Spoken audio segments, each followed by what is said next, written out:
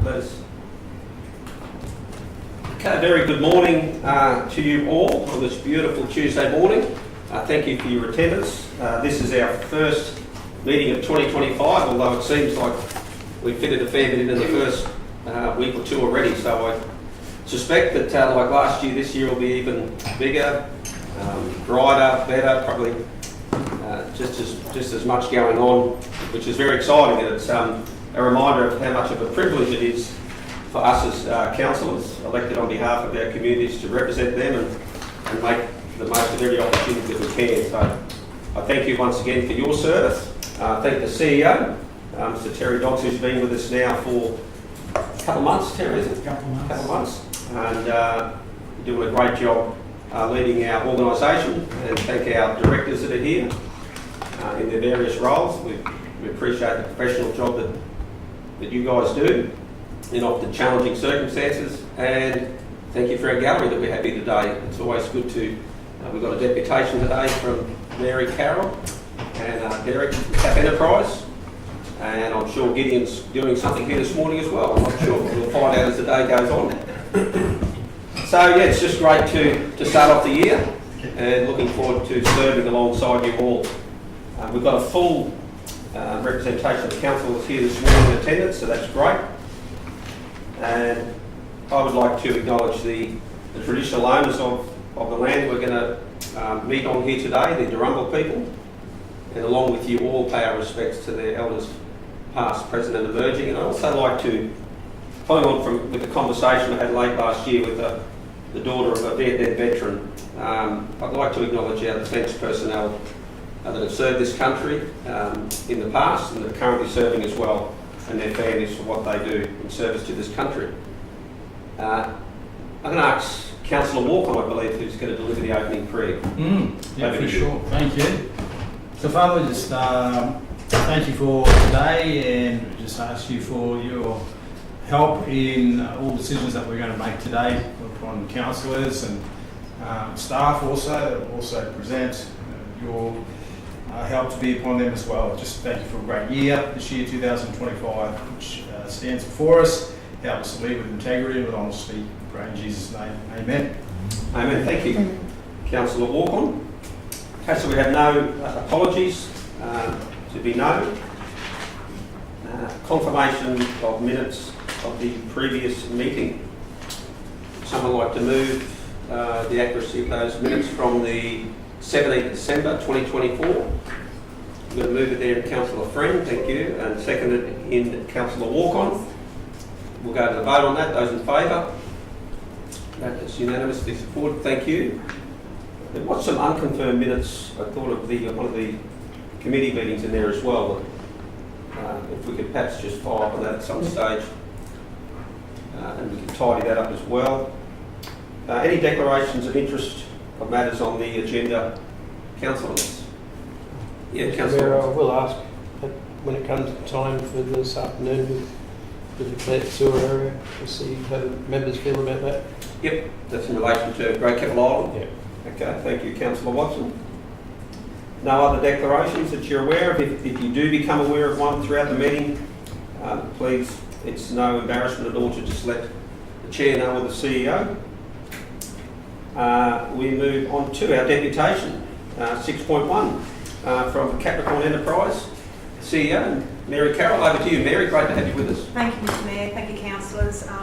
Terry, congratulations on the role. It's my first time presenting to you as CEO, and also to Katrina as General Manager of Communities. Thanks so much for having me. I know that sometimes a lot of statistics are a little bit hard to deal with, but I'm going to go through as quickly as I can some stats, and I'll leave this presentation with you if you need to refer back to anything with the team. So look, that beautiful picture is pretty much like that today. So just to recap, and I know some of these slides some of you have seen, but for the benefit of your new CEO and Katrina mainly, I just wanted to give a recap. So according to the Australian Government Statistician's Office, Tourism Research Australia, Capricorn Coast region includes Rockhampton, because as you know, we had that boundary realignment last year where Central Highlands is now part of a Queensland country region. So when I talk about stats for Capricorn Coast, it is Livingstone and Rockhampton LGA areas. Okay, next one, because I don't have a flicker. I just realised. I could just do an air flicker. Let's hope I can drive this properly. Is it the right side? Oops. Yes, so just go back. Okay, so again, just to recap, these are the National Visitor Survey data for the International Visitor Survey and the domestic National Visitor Survey and the International Visitor Survey from Tourism Research Australia. You can see here to September, we haven't got December yet, but if you look at September 24 compared to September 23, things are up, which is great. Particularly, we've had a huge increase in overnight visitor expenditure. Now, some of that's due to CPI, obviously, cost of living, but everything's going in the right direction. You may hear sometimes the media, LGA is going out with their own stats, but as a regional tourism organisation, we promote the regional stats. It's no secret that you've heard me say we desperately need more accommodation on the Capricorn coast, because in peak holiday times and weekends, and now even during the week, overflow is going back to Rockhampton. So stats can be quite volatile year on year, but if you look at the 3-year trends, which is what we prefer to look at, the percentages are all going in an upward direction, which is fantastic.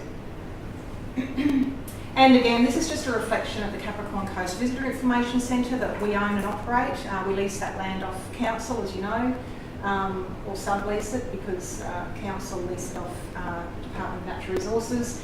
You can see we've got these trends with our visitation. The nothing over there, of course, was COVID that we want to leave behind for eternity. So these trends, sometimes people say, look, can you lift the shoulder seasons? It's really hard to lift shoulder seasons around the state. I call February, for example, coming up the credit card month, where people have to catch up on overspending at Christmas, rates, God forbid, and other bills. So this seasonality will always be there. That's why we don't throw good money at low periods, because you'd be wasting it. Again, you've seen this before, but this is just to give you an idea of the fact that our visitor expenditure doubled during that COVID period in 2022, when no one could get out of Queensland. It's still quite relevant, because if you just go back to what I said before about the volatility year on year, you need to understand, what's going on. And the good news is, as I said, that this graph is going upwards. Now, that's a lot of information, and as I said, I'm not going to read through it, but this is the Aspire benchmarking report that Tourism Events Queensland do on the 13 official regional tourism organisations around the state. It's a lot of information that we input. This summary page, I think, tells the story. This is Capricorn Enterprise here. The only two areas that we're below benchmark is climate change and zero carbon. I won't go into those, but sustainability, we've got a tick because of our Capricorn Coast ecotourism destination status, of which we're very proud, and that's a great partnership with Livingstone Shire Council. All the benchmarks, you can see here, I don't know whether you can see it that far, but have a good look later. But this report shows that we really stretch our funding a very long way, and for the amount that we get from local government and state government, you are really getting bang for buck. That's a quote straight out of the report. Capricorn Enterprise receives the highest income for membership across the RTO network, making up 16.6% of total income. That's not in dollar figure, it's percentage of our overall revenue. So our businesses here are really, supporting their regional tourism and economic development organisation, and we're very proud of that. We work very hard on behalf of our stakeholders. This is another benchmark you've not seen before. This is the Best of Queensland Experiences program. Capricorn, the Capricorn region, which is Capricorn Coast Rockhampton, is above in every single benchmark in exceptional experiences, GRI score, which is the Global Review Index, websites with online booking platforms, active and engaging social media, members of their regional tourism organisation, and accreditation. And we're constantly assisting members day in, day out on achieving those goals. And the criteria to get into Best of Queensland, which is a unique program around the nation and the world. Sorry, excuse my back, I can't even see anything, I just realised. We have 59 Capricorn operators that achieved Best of Queensland in 2024. 14 of those had 100 out of 100. You have to be 85 or 30 in. Keppel Explorer always achieves a perfect global regional index score of 100. Extraordinary. So we're currently awaiting the 2025 result, which should come out in a couple of months' time. But again, our industry is punching above its weight, and we are with them every day, hand in hand, helping them to achieve those goals. We do a lot of levels of support. This is just to give you an idea. Within the LGA area of Livingstone, we will always do levels of support for anyone that asks for them. And the Queensland Destination Events Funding, or QDEP, from Tourism Events Queensland, Capricorn King of Kings was successful with 10,000, Yeppoon Running Festival 15,000, Rocky River Festival with 15,000. We actually recommended 5, we got 3, but we never get all of them. This is just a snapshot I've shown you before. This is an extract out of the Australian Cruise Association manual, if you like. As you would know, we've been working really hard over the last couple of years to host not just cruise companies but shore excursion companies, and we are literally on the map. We were not on the map 2 years ago, so obviously we have to pay to be a member, and that's fine. We're a member of probably 16 associations. But Great Keppel Island has good anchorage for cruise ships, and we have had, as you know, a few over the years. A scenic cruise is going to be anchoring on Thursday the 13th of March. We don't know where yet. They're not coming ashore. That's a high-end cruise. They're going to be using their own helicopters and submarines, which is pretty cool. So they may end up at Big Peninsula or near Monkey, depending on the weather on that day. So that's a bit exciting. And that's directly out of our work that we've been doing with them to encourage them. And I had a query from P&O the other day. They're the massive ships, and they would normally go into Gladstone, but they're looking at alternatives as well. Oops. Mary, given our shallow waters between here and GKI, how are those big ships tackle that? Easy. It's sorry, Councillor. No, you go. They draw less and less water as the ships are being built, and if you recall, we had Europe 2 out here a couple of years ago. It was a massive ship, it dwarfed Great Keppel. It had 5,000 passengers on it. So the big ships can actually anchor out here. It's extraordinary how little water they draw. So, now this is just a bit of a show and tell. I don't usually do this, but just to keep you updated with what we've been doing. This is an updated. We've always done the Great Keppel map with the walking tracks. I'll leave that here if you want to have a look at it. We updated it with input from the businesses. That's a bigger job than it might look. We updated the Capricorn Coast street map, which includes shared pathways, which was a request from council. So we only give these out at the Visitor Information Centre because it costs so much to print, and we don't have advertising on it because we want to leave room for the trails. There is, if operators want to buy them, they can, but we give them out at the visitor centre for our visitors. These are just a few campaigns that I'm going to whip through because I know you've got a big agenda. This was a digital campaign over the summer season. We had a fantastic Christmas New Year period with our operators experiencing 100% occupancy. We had great weather, which is always good. And we had up to 1,000 day trippers to Great Keppel during that period as well. So there's some stats there. At EDM, for those, that's an electronic database, going to about 10,000. This is a consumer database. So that was that one. This was working in partnership with Tourism Events Queensland and Expedia and the regional tourism organisations along the Great Barrier Reef. So this was specifically targeted at ecotourism accredited operators along the Great Barrier Reef. There's some stats there, I won't read them all out, but 12% of the total bookings were from the Southern Great Barrier Reef destination, which is Capricorn, Gladstone, Bundaberg. Overall, that campaign generated 13.5 million gross sales, and phase 2 is underway at the moment. So we don't have the resources or the money to just do a campaign by ourselves, so we need to leverage from the big guys, if you like, to make sure that we get heard nationally and globally. So we're very good at leveraging and partnering. This was another Tourism Vets Queensland campaign. We talked about Bluey's World earlier last year, but this was in the second half of the year. 31 local operators had deals included. We're trying to get from Tourism Vets Queensland more specific data about the conversion. We haven't been successful just yet, but we'll keep asking. And these are just some of the television shows. Channel 9's My Way, we had a re-air of the Bill Gannon Out There Co story about, these are all online if you ever want to look at them. And then we had Time Safaris tours in Rocky aired in November. We never pay full rack rate for TV shows, as you know, we're very good at negotiating. If you did pay full rack rate, you'd probably only do one a year. We do multiple. The Feel Good family, they're influencers. I'm sure you know what that an influencer is.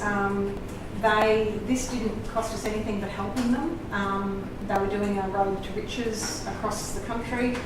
They've got a YouTube channel of 45,000 subscribers. We've been working with them for many years now when they weren't that popular, but they've grown and they're very loyal to us and they keep coming back to Yeppoon and the Capricorn Coast. Channel 9 Getaway, Dig the Tropic Journey. Our second story aired in October, which was Capricorn Caves and Capricorn Dinosaur Park. Dave's always good to work with, and again, you know, we never pay rack rate.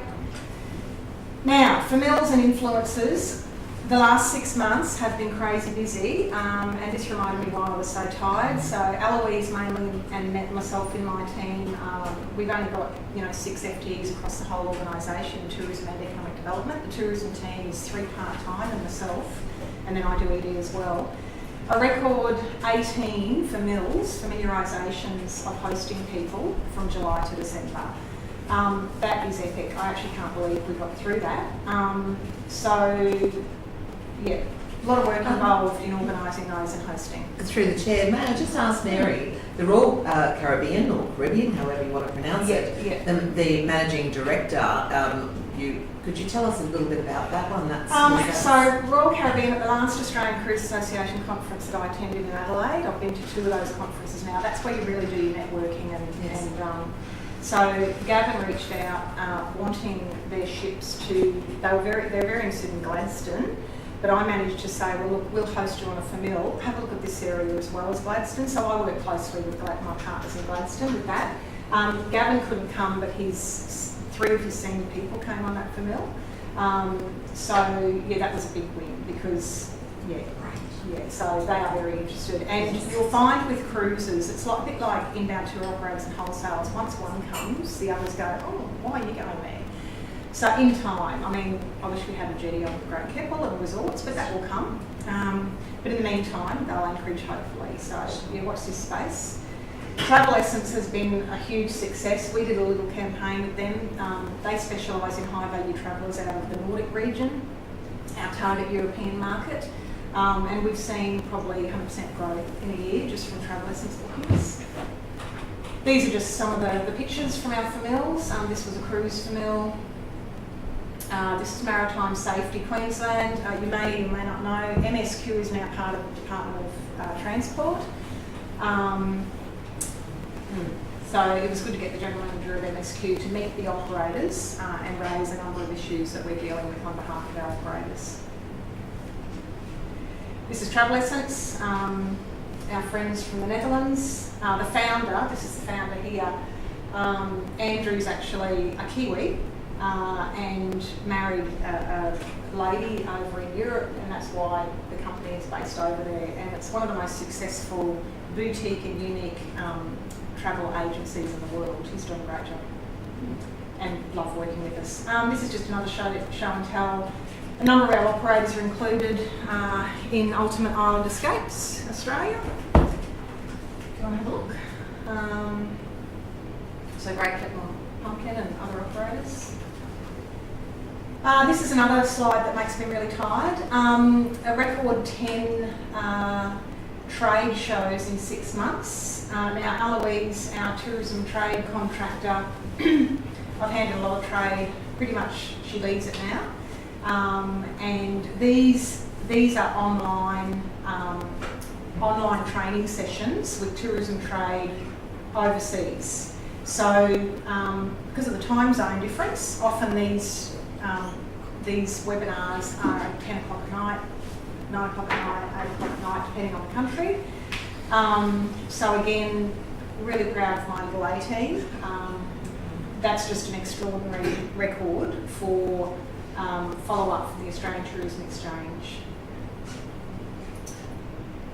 This is just another feature. I don't have that on me, but again, just to give you an idea of, this was a 6-page feature in Australian Traveller. We hosted Celeste Mitchell on a famil, and she did that beautiful feature for us. Our e-news, this is our leisure e-news, not our corporate e-news. Again, 10,000 database, an open rate of just under 9%, which I'm told is not bad. And then the Southern Great Barrier Reef e-news, that database that goes to trade, so tourism trade, not consumers, and that's got an open rate of just under 15%. So Alyssa in my team, my comms guru, she prepares that in partnership with our partners in Bundy and Gladstone and gets that out. If you can read German, good luck, but basically that says 5 nights Capricorn Coast, Southern Great Barrier Reef. Actually no, sorry, that's the Southern Great Barrier Reef page, and then we had a Capricorn Coast page to complement it. So the 3 partners chipped in for this one, and then we found some more money to just complement it with just a precinct one. Just stop there, Mary. Got to take a photo of that. Hang on. Oh, well, I'm leaving the thing with you, but that's okay.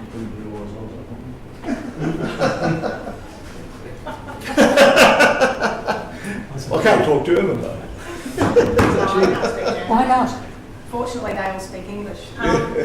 That's our caravan camping, caravan camping ad. Sorry, the Drive Queensland one's different. So that picture, I love that picture. That's actually up in Standing Bay. And this is Hello World. Viva Holidays is owned by the same. AOT is one of the biggest tourism companies in the world, and these are their different brands. And again, these aren't free, we pay for these, but we negotiate pretty good rates for our operators. So we always do destination features as opposed to just a listing, because an operator can waste an awful lot of money doing just a listing. If we can combine it with an itinerary, it resonates more with travellers, because there's so much product, you know yourselves, there's so much product in the world to choose from, let alone Australia, let alone Queensland. We have to make it easy for our consumers. Now this is our Capricorn Coast Region Welcome to You program, which includes Rockhampton. But as you know, I've always said this, Capricorn by itself doesn't mean anything. That's why we say Capricorn Coast Region Welcome to You program. This is a Queensland-wide government-funded program, and we spent a lot of time last year working with the consultants who built the platform and populated it with information. That is a free online program over 2 years. We don't know whether the government will continue funding it, but it's got Indigenous welcomes and all sorts of tidbits of information in there. It's a really good program. Nikki and my team, she's my part-time admin lady, she's sort of leading that for me. So we've got a workshop in March for our operators and council, I believe that Sonia, I think Nikki's been in contact with you about council getting involved. Our Best in Business Awards, that's when I first met your new CEO, and I didn't say good day to you, Katrina, on the night. Didn't know you at that time, so that was a great night, and a lot of work goes into that. Again, my little A team of 6 FTEs pulls that together. We partner with the chamber, but because they don't have any full-time staff, we basically pull it all together and obtain the sponsors. And our 2 charities were very chuffed this year. That's the first time we've given any proceeds to our charities. It's not a lot, 6,000 each, but it's better than nothing. The Best in Business Awards, this is the 4th year, so we had 2 years Rocky, 2 years Coast. It'll be now 2 years Rocky. So we've already booked next year, I can't remember the date, but Frenchville Sports Club, which will have their renovated menu at that point. Again, this is our Major Projects and Industry Forum. That's the program. I can't remember who came. I think Mayor came. that, again, that's pretty much my team, and that's another big thing that we pulled together. This year we're considering mixing it up a bit and perhaps having an energy forum, an energy debate. I've just got to talk to a few people to see if we can pull it off in the first quarter. Not sure whether I can do it with my human resources, but because it's a hot topic at the moment, well, it has been for a long time, but I'm just considering at the moment maybe doing something different this year. Excuse me, Mary, just conscious of time. Yes, sorry. And it'd be great to have some questions if we could too. Yes, just allow for that. I'll rip through the last few slides. Sorry, Fantastic. Mr Mayor. No, not at all. Thank you. Case Capricorn Coast is one of our KPIs with Council, so Eloise looks after this as well. She's a little superstar. And they're all of our website and social media assets that we manage, quite a few. I won't go through all of those. These are major energy projects planned or underway. Capricorn Enterprise collates this information for our board so that they're on top of what's going on. You would have noticed perhaps in the media last year that the Moonlight Range, which is Boulder Cone, northwest of Rocky, has been called in by the state government as of Friday. So it's going to be interesting to see this landscape over the next few years. Capricorn Enterprise is agnostic about different sources of energy. Our job is to work with our operators to make sure that they get any opportunities that are available to them for work.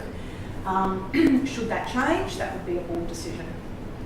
And I beg your pardon, I forgot to acknowledge at the beginning of this presentation my chairman, Derek Lightfoot, bad me.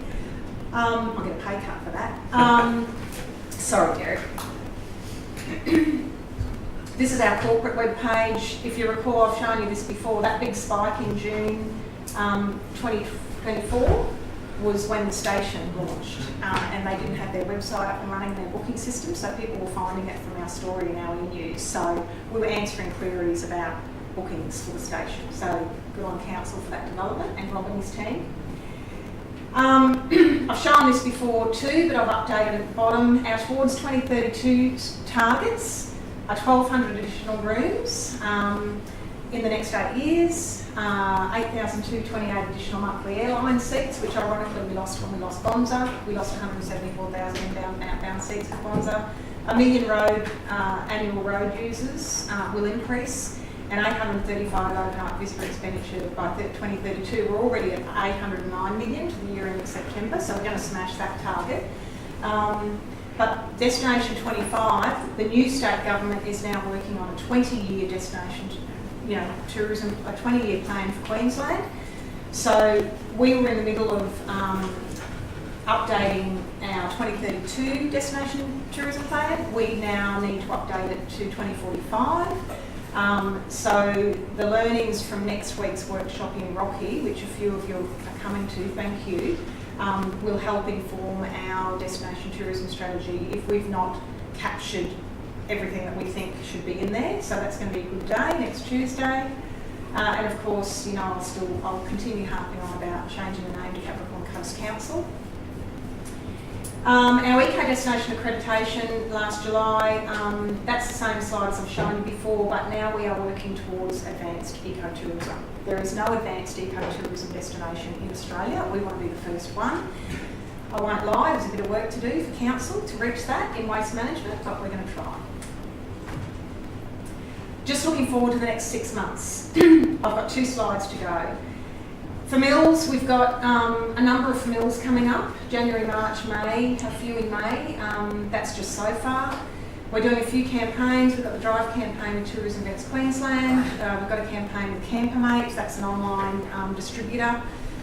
We've got Channel 7 Sunrise Weather coming again in February. And we've got Channel 7 Great Outdoors filming in May. That is a national TV show. Trade shows, we've got Queensland is Calling New Zealand, Queensland Showcase with the Australian Tourism Exchange in Sydney. We've got the Australian Tourism Exchange in May, and we've got the Australian Tourism Exchange media program also in May. May is going to be huge. Also my 20th wedding anniversary, so I can't take leave. And then also we've got our Caravan Camping Show circuit. We attend, our beautiful volunteers, that's Alona there, attend Melbourne, Adelaide, Sydney and Brisbane for us because we just we can't justify paying staff to go. And we also send our destination brochures, Capricorn Coast Region, Yeppoon Rocky, to all of those shows around the country. That's it. Great, thank you very much. And that's very Mary. quick. Very, very quick. That's Oh, I the did short have the version. Australian travel there. I said I didn't, but I do. Yeah, terrific, Mary. Thanks. Any questions? Just a quick one, Mr. Chair. Yes. Mary, you've got obviously a big program ahead of you, a very full-on program with a handful of staff, dedicated staff. How did the distribution of the boundaries affect your funding, and how are you looking forward in the next 12 to 18 months as far as funding goes? When Central Highlands moved to Queensland Country, we lost $40,000 from Central Highlands Regional Council. We also lost about $10,000 worth of membership. We've retained some of our members out there still, because a business can be a member of multiple RTOs. That's their choice, and if they see value in it. So that's been great. But when Tourism and Events Queensland went through their new ways of working, we were the only region in Queensland that were affected and lost part of our region, therefore lost our revenue. Ironically, the region that gained that got increased revenue, but also could apply to TQ to get funding for their new branding for Queensland Country. So that's all happened, and we've survived financially because we're very good at managing money. And we have a very strong partnership with Gladstone and Bundaberg regions under the Southern Great Barrier Reef destination brand. TQ wanted the three of us to merge. That was a whole process of reports, and the chairman was particularly wonderful and very involved with me in that process. And the consultant report didn't provide anything that was of benefit to us. In fact, we would have lost big time with money. So we said, no, we don't want to be a part of this. We will continue being our own RTO, and we will continue collaborating with our partners in Gladstone and Bundaberg under the Southern Great Barrier Reef brand. Gladstone and Bundaberg then decided, with another consultancy report, they signed an MOU last year. It's not definite yet. The heads of agreement haven't been signed, and may not be. We don't know. That's up to them. If they do decide to merge, Gladstone and Bundaberg, it would just mean instead of 3 RTOs, you'd have 2 RTOs working collaboratively under the Southern Great Barrier Reef destination brand. Would you lose more funding at that point? No. Another review has been done by Tourism Events Queensland on the Regional Tourism Network funding, and we received that report just before Christmas. My board have got a copy of that report. It's not been further distributed yet because there is commercial and confidence information in that report that the RTOs have asked to be removed before that report is further distributed. This process the state government is going through at the moment with their 20-year plan, this review is sort of running concurrently with that, and there's 3 options that have been given in the report, and TQ are working through those, and we will know by mid-February what our funding is going to look like. It cannot decline, it cannot reduce. The RTOs have been very, very clear about that to TQ, that the existing funding can't go backwards, because what sense would that be? So we're just in a time at the moment where we're waiting to see what comes out in mid-February. If something were to come out that wasn't conducive to what we believe, we would formally write at that time. So we're in a bit of a waiting game at the moment. Does that answer your question? Yes, that's very big long answer, but a good one, thank you. Yeah. But it's important. Yeah. If I may. Thank you, Mr Mayor. Thanks, Mary and Derek, for being here today, and thank you for your staff as well.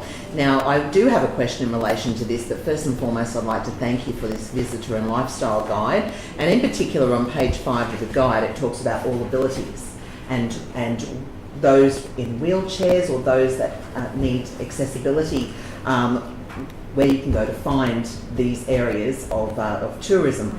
And I particularly like the fact that it has a QR code, and you scan it and then it comes up with those that are available. And so it's really quite handy, but I'd like to thank you for adding in the all abilities amenities, the toilets in relation, and the map, Queensland map. That's really, really important, so thank you very much. But my question is, where can people pick one of these up? They can get that at any of the accommodation places. They should be able to get it at coffee shops as well. Definitely the visitor centre. Our team, our wonderful volunteers and part-time visitor centre supervisor distributes that regularly along the coast, and we also distribute it regularly in Rocky. So any accommodation should have it. All the coffee shops, they go through them quite quickly. Yes. So if there's not one, you know, all the business has to do is ring the visitor centre and they'll drop some over. Thank you. Yeah, Thanks so much. Thanks, Councillor, for the question. Any further questions, councillors?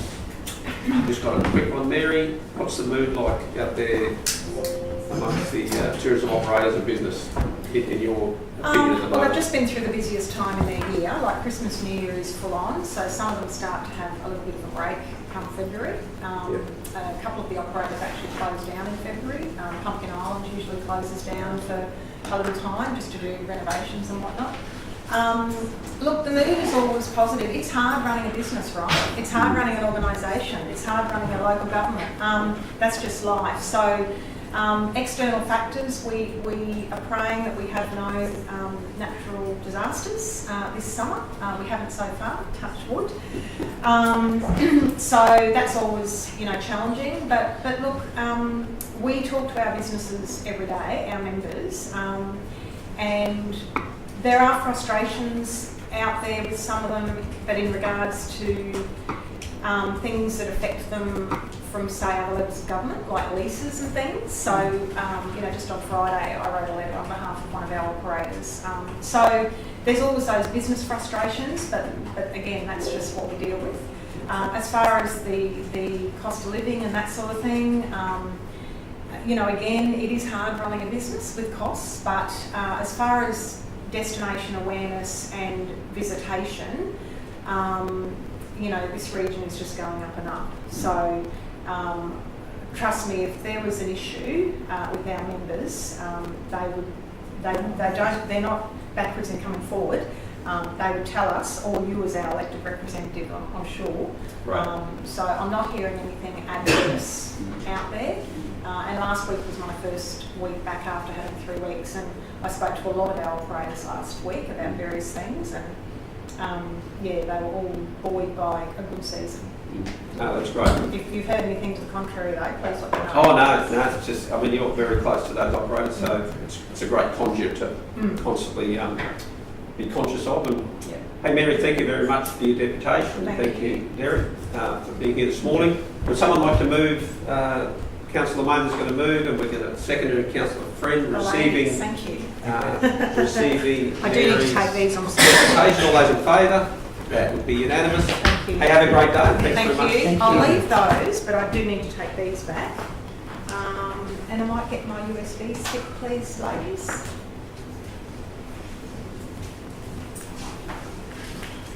Okay, well, that's happened. We can move on, councillors, to item 7, I believe, the business arising or outstanding from previous meetings. We could turn our attention to that. Are there any questions there? Questions? Question, Councillor Walker. I'm just seeking clarification on item number 4, which is you, Mr Mayor, putting in a notice of motion regarding the housing crisis. It's related to that little building beside the town hall. Is there a possibility we could just get some clarification around that? I was just under the impression that it wasn't going to be renovated due to the cost of renovation. Is that still the case in that at all? Because of the still asbestos, how old that was? This stating council delegate to the CEO authority to arrange the renos for the residential council dwelling adjacent to the town hall to be considered in the 24-25 budget. Where does that? Well, I guess it's probably, I can make an attempt to answer that question. I'm happy for someone else to jump in, but at this point, it's sitting there and probably be considered in the budget deliberations as to whether it's a priority to actually proceed with that renovation or not. And that's the time probably that we'll, as a council, will deal with that as an option for inclusion in the budget. If it's deemed to be a priority, if not, it'll be deferred to another budget discussion. And that's generally how a lot of those out there, items get considered and determined based on their order priority, and more detail can be Yeah. provided at the time. Yeah, thanks, great. If that clarifies it. It absolutely does. Thank you. Mr Mayor, I have some questions. Yeah, we did. Jeff, did you wanted to say something in relation to that? No, okay, just in case you wanted to. It looked like you were chomping a bit, but no. No, that's okay. That's cool, and Councillor Walker. Yeah, Councillor Freeman. Thank you, Mr Mayor. Actually, I had the same question, Councillor Walk-on, so well done. My question, though, I'll segue off that, is why is it showing up in the business outstanding when it hasn't been showing up previous to this particular agenda? Through you, Mr Mayor, I've got no idea, Councillor Freeman. I'll have to take that on notice. Thank you very much, Mr CEO. On number 1.1, I just want to know what HIF funding is. I'm not familiar with the HIF on number 1. So it says here that HIF funding application under state assessment. What does HIF stand for? It would best be. Perhaps that's another question on that, so we could have someone find out, Mr CEO.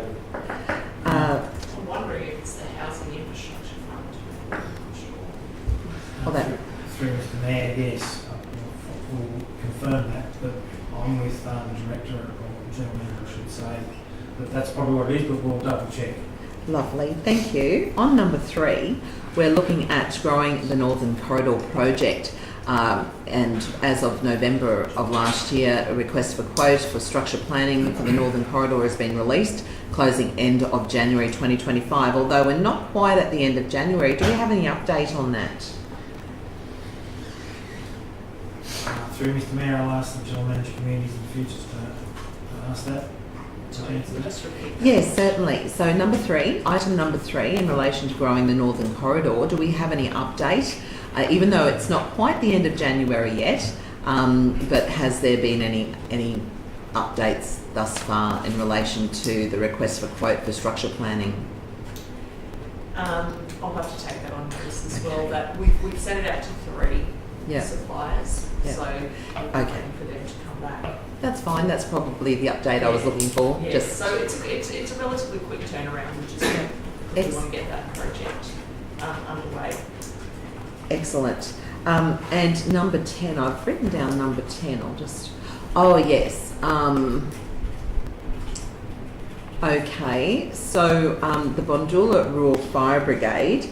Just wanting to know why this has come up in business outstanding when we have already resolved to allocate land, and there is certainly huge efforts by all involved, council, state and the fire brigade, to get this fast-tracked approval process happening. So I guess I could probably try and answer that just to give others a break, but ultimately there'll still be decisions to be made to conclude the process. right. So it's an outstanding action. There's decisions that still need to be made. The application comes to the council from Queensland Fire Services of Yep. Brisbane. We'll have a function to play or to perform in that process. And I guess hopefully we'll see that function perform very rapidly. I'm sure we will, because everybody's on board. Big thanks to Katrina for driving that behind the scenes in a very professional but very forthright way, with a lady from in Brisbane there who's been also extremely agile in her response. And once that application is submitted to the council, it'll have a turnaround period, which we want to see it extremely quickly. That'll conclude our role in the process, and that would be when I guess we remove it off the business outstanding table. Gotcha. Thank you, Mr Mayor. No problem. Yes, Through there you go. Mr Mayor, that is the Housing Infrastructure Fund. There we go. Thank you. Councillor Watson. Mr Mayor, number 11, with the closure of Wonga Greenway, have we got any update on that? I'm just also wondering if there's a need for Councillor Mader's notice of motion's hands already here. Well, I'll try and answer that. Councillor Mader's motion will be dealt with as we do any other motion at the time when it comes up, by virtue of our standing orders, and you get a mover, you get a seconder. If there is all that, and you have debate, you vote. we'll await to see how that is actually managed, and I won't preempt what's going to happen there.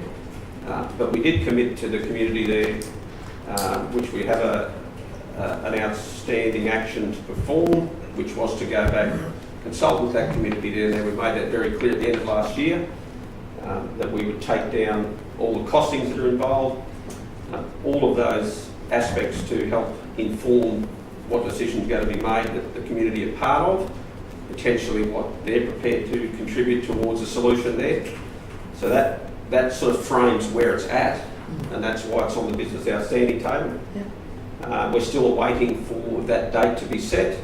I'm sure it's going to happen in the very near future, and we'll await that invite to come into our calendars and look forward to as many of us attending as we can. If that answers the have we question. developed a communications plan yet? Have we developed a communications plan? We'll throw it to the CEO. Through to me, two answers. There's a report and presentation about to go up to council about our long-term communication strategy. That's at a macro level. At a micro level, I haven't spoken to, is it Leanne, I haven't spoken to Leanne and with Michael Way, unless Jeff's got the answer. I'm unsure. I'm not aware of any being formulated, but it may have. It may fit line. I did talk to Chris Hocking about this in the notice of motion, and I suppose happy to provide all that information for the community. Yep. And his comments to me was that it then comes down to council making a decision whether the facility remains open or not. Basically, yeah. Yep. So we'll certainly look forward to that community engagement taking place in the very near future. We'll have all of the information available to share with residents, which much of that information has been shared before, but we'll share it again as clear as we can. And like all of the challenges we face along the way, we'll deal with that one as well in good time. So does that satisfy the question, Councillor Watson? Thank you very much. Any further questions? Just to follow on from Councillor Watson's query on number 11, Mr Chairman, I'd like to, yes, as you say, we'll get to that item number for the notice of motion in good time, because I do have information that may assist with that outcome there, because we might have a couple of options there. So that's what I want to get through to you. I've got a couple here too, Mr Mayor. Number 3, which the good councillor friend has raised as well.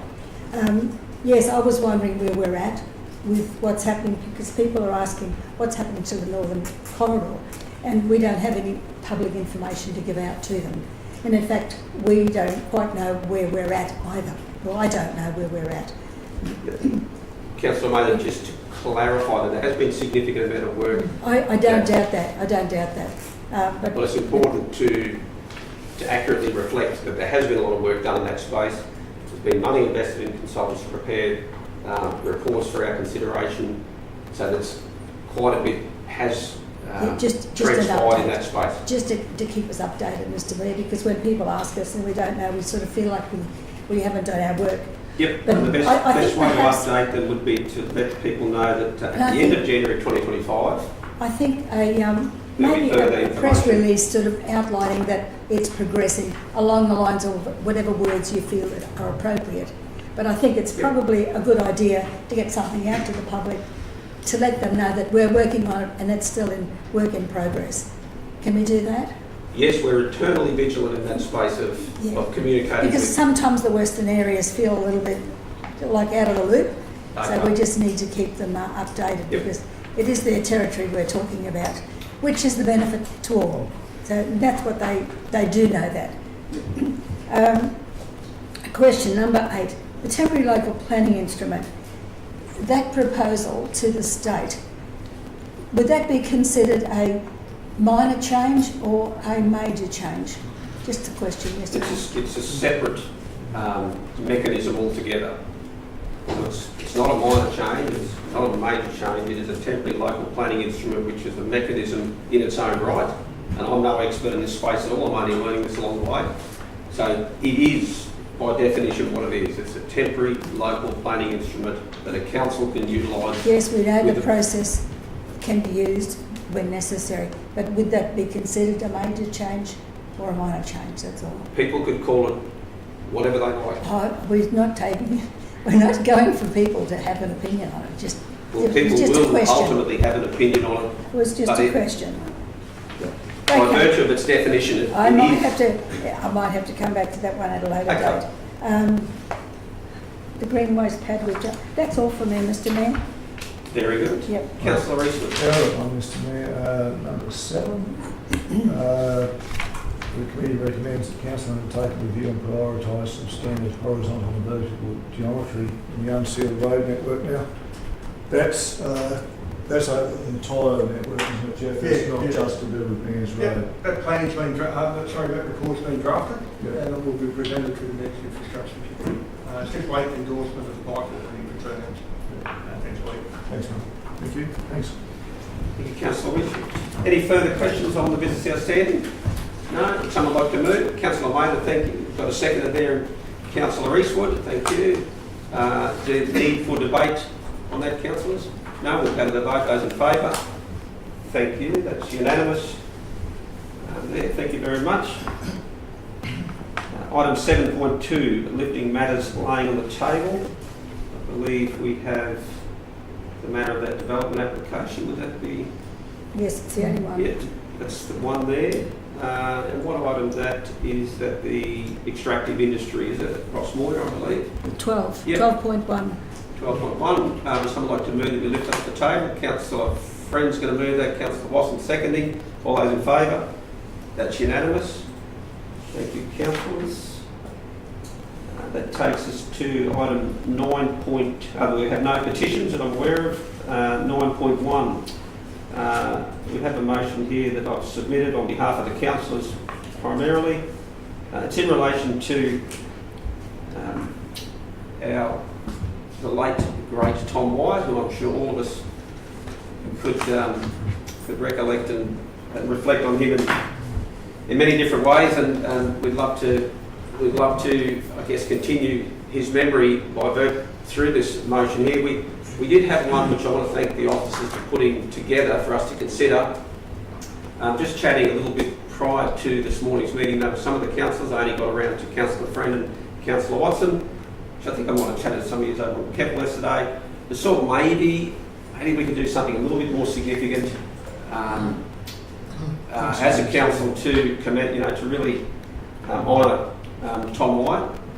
And so with that in mind, rather than Councillor Watson's getting a chuckle, it's good to see. Oh, I've got the image in my head.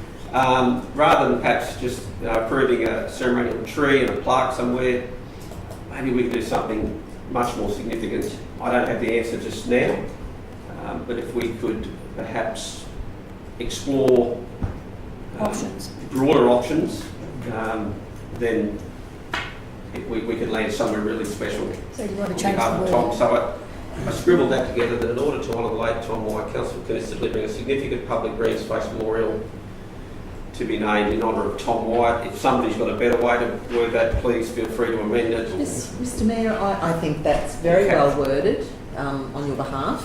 However, I would like to make an addendum, if possible, and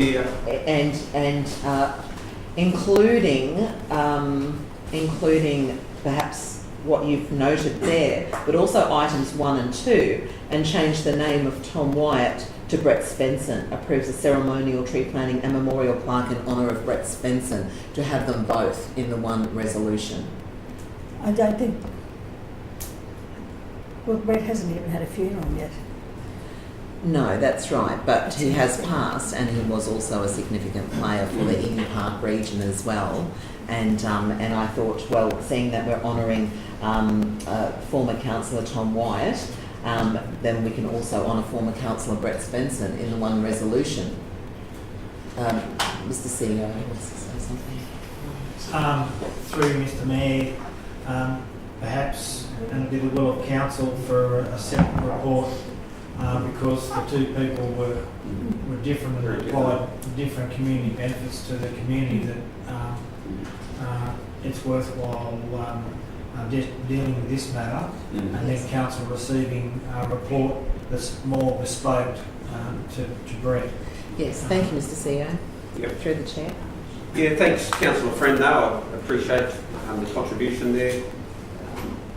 And certainly remiss of me not to mention the passing of Brett Svensson. I had visions in my mind at the start of the meeting of perhaps having a moment of silence to respect Brett, but that time has passed. Perhaps we could do that at the appropriate time today, maybe after lunch, if that's okay. Perhaps then if we turn our minds back to this particular one here, councillors, if that captures, I guess, satisfactorily for you, a direction for council, for officers to take, to come back to council with something of a more significant nature that we believe, really, I guess, is reflective of the contribution that Tom made, then I'd look for your support. I guess someone happy to move? Councillor May, you happy to move? Second, Councillor Eastwood. Any need for debate?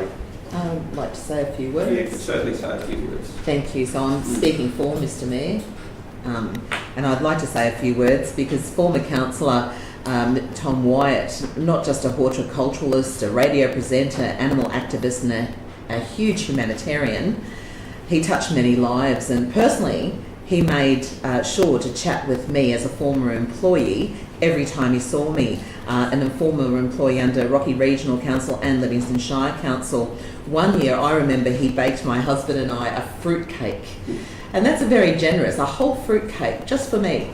Very generous. The ingredients, the cooking time, the amount of just effort that he put into every person individually was amazing, and this really portrayed his high calibre of the man he was. I found him to be giving, caring and serving, and he was always willing to give gardening advice, and still today, Mr Mayor, copper oxychloride is cemented into my vocabulary. So I want to just say veiled, Mr Tom Wyatt. Thank you, Councillor Breen. Any other councillors want to speak on behalf or support of this motion? Well, just really briefly, Mr Mayor. I didn't really know Tom until I began in council. Didn't know him well anyway, knew who he was. And one of the things that I really recollected, he was always a man of the people, and he cared about people. Just to adjourn on to what Councillor Friend has said, he just he had a demeanour that was affable, and he was you were able to get along with him whether you were the little boy flying a kite or an old lady in the retirement village. He just, and everyone in between. Rest in peace, Tom. Certainly did. If I can just say very briefly, then we'll pass to Councillor May to wrap up. Is that okay? Yep. Just echoing in both Councillor Friend and Councillor Eastwood's comments there. I remember Tom sitting across here, and when I first met him in council, he used to smoke rollies, and he'd be out the front of the council chambers smoking a rollie. I was a bit shocked actually, because not many people smoke these days, let alone smoke rollies at the front of the council. I said, Tom, do you smoke? Yeah, I've got to get them up though. And then about 3 weeks later, he gave them up, and that was it. He just stopped, and he took up eating lollies instead. And in years gone by, they used to provide lollies at the council here, at the table here, and Tom's pile of lolly wrappers by the end of the day looked like you'd tipped the bucket upside down. It was about this hot, because he just ate them non-stop, Minties, Fairtails, you name it. And it's just those little memories you have of him. But I also wanted to say, I sent a little video about Tom, and I mentioned that Tom was a real scallywag. That's how I remember Tom, just a scallywag. And I actually looked up the definition of scallywag now, because it's a word I use a bit with my grandkids, little scallywags. But when I looked it up, it actually, connotations of it were a bit more quirky than I thought, because it goes back to the American Civil War, and there was these scallywags and carpetbaggers, and they were someone who was described as sort of taking advantage of a situation, who once might have been in the camp of the anti-slavers, and then when the rules changed, they realised that they needed to position themselves to be able to make money out of being a pro-slave or something. And so they switched very quickly, they weren't that loyal. And I sort of thought, well, Tom, I reckon you're listening. I don't think of you like that. I reckon you're the modern scallywag, a bit like my grandkids, whereby you just had that little cheeky glint in your eye. You're always up for an adventure. And the one thing you did teach me was to make lemonade out of lemons, because Tom was so gifted, and it was a real gift to be able to, de-escalate conflict, no matter how hostile the crowd was. We could certainly do with him out of the northern suburbs at the next water meeting. He'd be very handy, because Tom could tame any conflict like no one else had ever seen. So that is something I'll remember for the rest of my time. So, as Paddy said, I was going to say rest in peace, but I reckon with Tom it's more like rest in adventure, because he'd be always looking for adventure. Okay, back to you, Councillor Mather. Yes, Mr Chairman. I worked with Tom at both the Rockhampton Regional and the Livingstone Council. And I'd have to say, when he got to Livingstone, my workload almost doubled, because every time he'd have a phone call from a lady who was going to offer him scones and a cup of tea, he'd say, "Will you come with me, lovey?" So I found myself doing my job and some of his work as well, just to be company, to I guess, fill in the gaps. But a big heart, and copper oxychloride and urine and Vegemite are also part and parcel of the treatment of sick plants. And talking about sick plants, I had a gardenia that I'd been nurturing from a sprig not even as big as that. It was about that big, and the leaves were going yellow. Ring him up, he lived not far from me. "Tom, what am I doing to it?" "Oh God, can't you women ever look after anything?" he said. "Bring it around." So I brought it around, and he said, "I'll ring you when it's time to come back." And that's how it was. 3 months later, the tree was green again, and there was a bottle of medicine there for it for once a week. So that's how I remember Tom. So the gardenia's doing fine, thank you, Tom. So he'd be very proud of that. So, but yes, big heart, lot of knowledge, and will be sadly missed. His contribution, but his knowledge is invaluable. Thank you. That's great. Thanks, Councillor Mather. We look forward to Mr CEO maybe having a workshop about this or something like that, so we can land on something truly significant for Tom. That would be great. Okay, we'll put that to the vote. Those in favour? That's unanimous. Thank you very much, councillors, for that. That takes us on to, 9.2. We have a notice of motion from Councillor Mather regarding the Kawonga green waste. Councillor Mather. Thank you, Mr Chairman. And I thank Councillor Watson for raising this too. And I need to say in the beginning that when I wrote the notice out, I wasn't aware of the minutes because I wasn't present at that previous meeting. But the resolution of the meeting and my notice of motion, they do not conflict, they go hand in hand.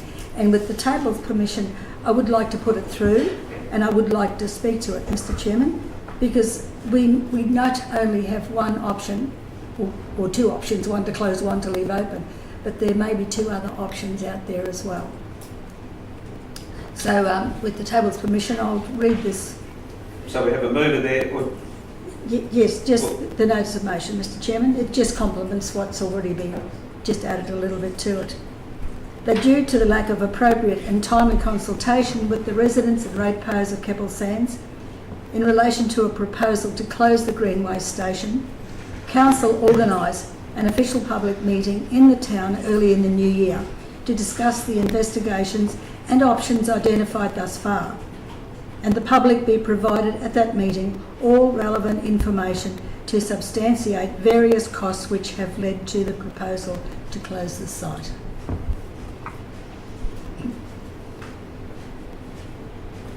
I need a seconder, Mr Chairman. Okay, anyone there seconding that motion? That's seconded. Thank you, Councillor Watson. And just very briefly, I've had a couple of discussions with our officer who's dealing with the waste, and seeing I'm the Minister for Waste these days, I've got two other sites that are causing me a little bit of grief, but nothing we can't overcome. I had a name referred to me just recently who felt they could contribute an idea, and the idea was basically something along the lines I'd been thinking: fencing, 2 high poles with cameras, one way in, one way out, open only so many hours for so many days a week. that would reduce the cost considerably once it's all been established. Only 2 days ago, I had a phone call from a fellow who raised this, and he's never raised this with me before.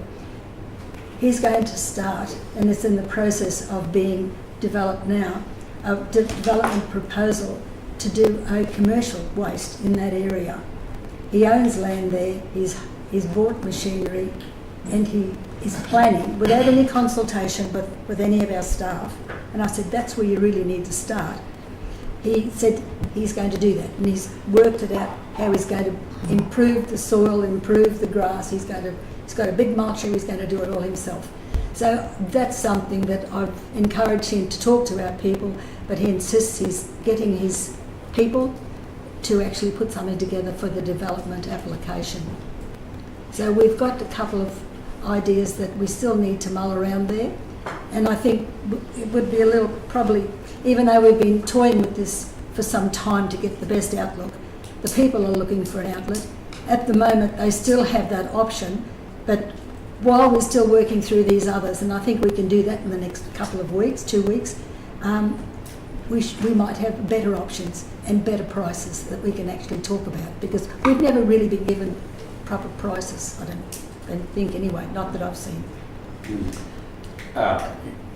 Councillor Martin, you've made observations, statements there. That's you speaking to the motion, is it? Yes, Mr. Yep. Councillor Friend, do you have a question?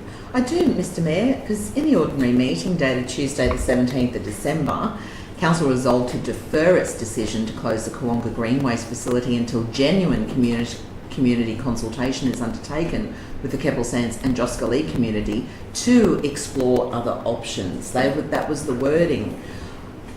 I'm looking at your wording, Councillor Mather, and I'm just wanting a bit of clarity. I just want to understand. You're saying your council recommendation is different from what we've already resolved, but I can't see the difference, because we've already cemented in the resolution to explore other options. And as I understand it, in the business outstanding on number 11, it did say that officers are developing a communication plan for the consultation. So how is it different? Well, the two additional potential options that we have, when are they going to be discovered? When are they going to be decided or discussed? I mean, if it's not, the wording might be different. They're not, like I said, I did this before I even knew the minutes were out.